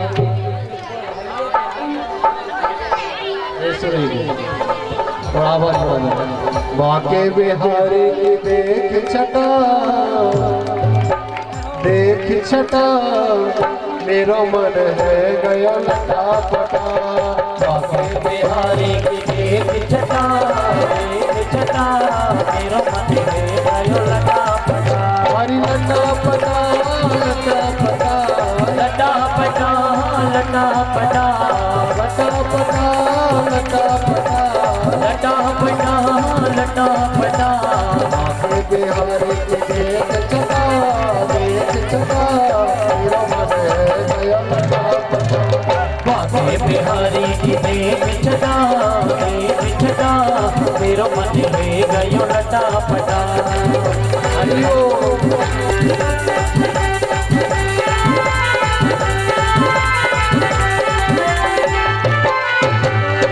कब से खोजूं बनवारी को, कब से खोजो बनवारी को, कब से खोजूं बनवारी को, कब से खोजो बनवारी को।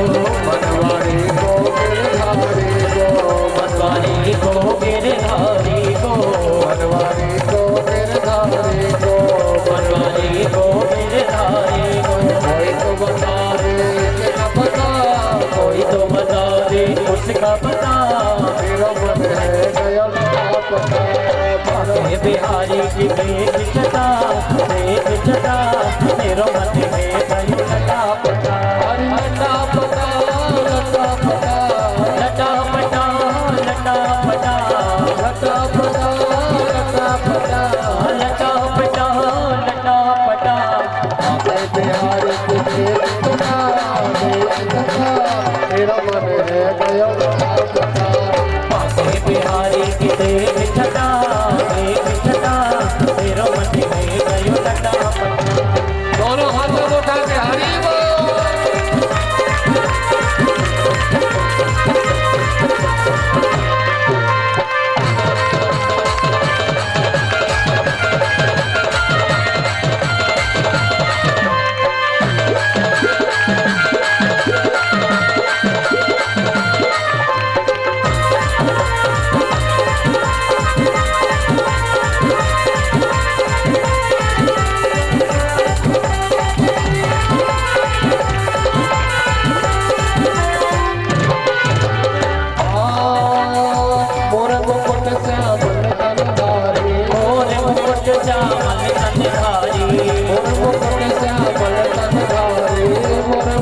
श्यामल तन धारी कर बोले अभी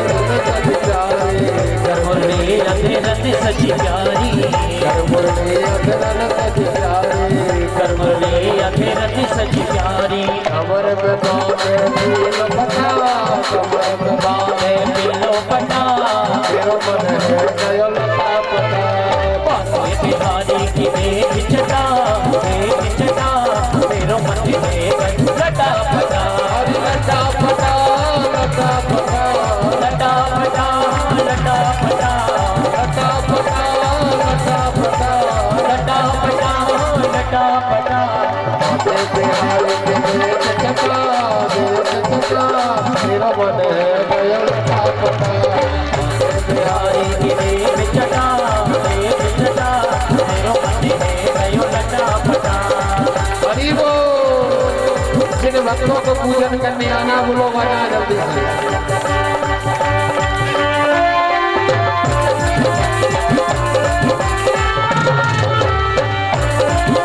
हरि बोल।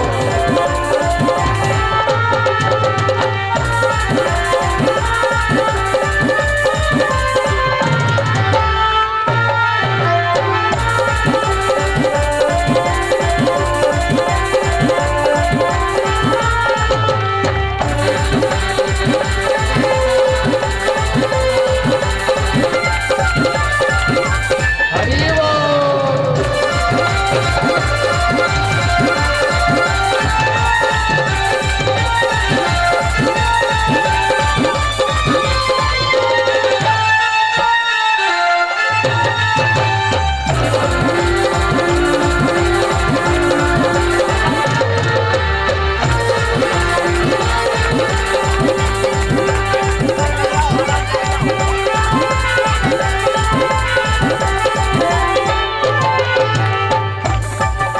बोलो वृंदावन बिहारी लाल की जय हो।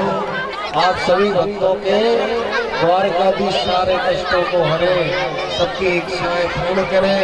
आप बड़ी संख्या में आए और आप सबने 3 घंटा तक बैठ करके कथा का श्रवण किया। कल इस कार्यक्रम का विश्राम दिवस है, तो सभी ग्रामवासी पुराण पूजन की तैयारी के साथ आएंगे। सभी माताएं बहनें, सभी ग्रामवासी, कल आप सबको पुराण पूजन करना है।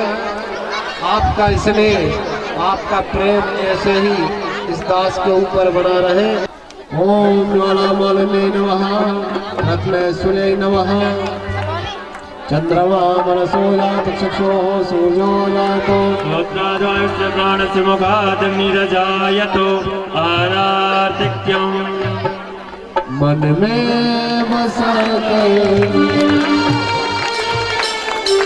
तेरे मोर की उतारो मैं गिरधर तेरी आरती।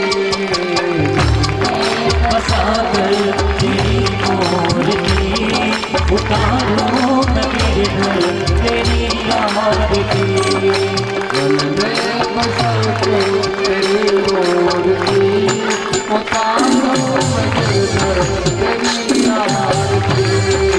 मन में बसा तेरी मूर्ति उतारो मेरे घर तेरी आरती करो करो कभी करो प्यार को भगवान, अब पति नाम तेरे प्यार को भगवान। करो न करो कैसे हरो ज्ञान को भगवती अब मैं भज नाम तेरे प्यार को भगवती कर्म की दवा तुम्हारे पास है, दर्द की दवा तुम्हारे पास है कर्म की दवा तुम्हारे पास है, दर्द की दवा तुम्हारे पास है जिंदगी गया की जिंदगानी की। मन में बसा कर तेरी मूर्ति उतारो मेरे घर तेरी आरती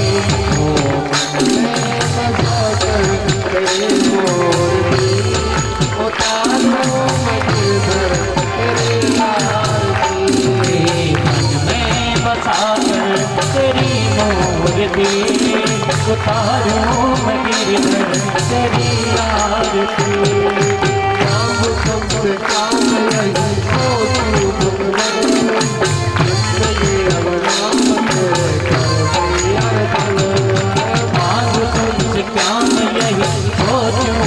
बने जिंदगी जब मेरे नाम कर दी अर्पण मांग तुमसे काम नहीं तो भगवान जिंदगी अब नाम तेरे कर दी अर्पण ओ मांग तुमसे क्या नहीं सोचूं भगवान जिंदगी जब मेरे नाम कर दी अर्पण सब कुछ तेरा कुछ नहीं मेरा सब कुछ तेरा कुछ नहीं मेरा सब कुछ तेरा कुछ नहीं मेरा सब कुछ तेरा कुछ नहीं मेरा कितना है प्रभु तुमको संसार की मन में बसाकर तेरी मूर्ति उतारूं मैं गिरकर तेरी आरती मेरे वचन तेरी मूर्ति उतारूं मुझे घर तेरी आरती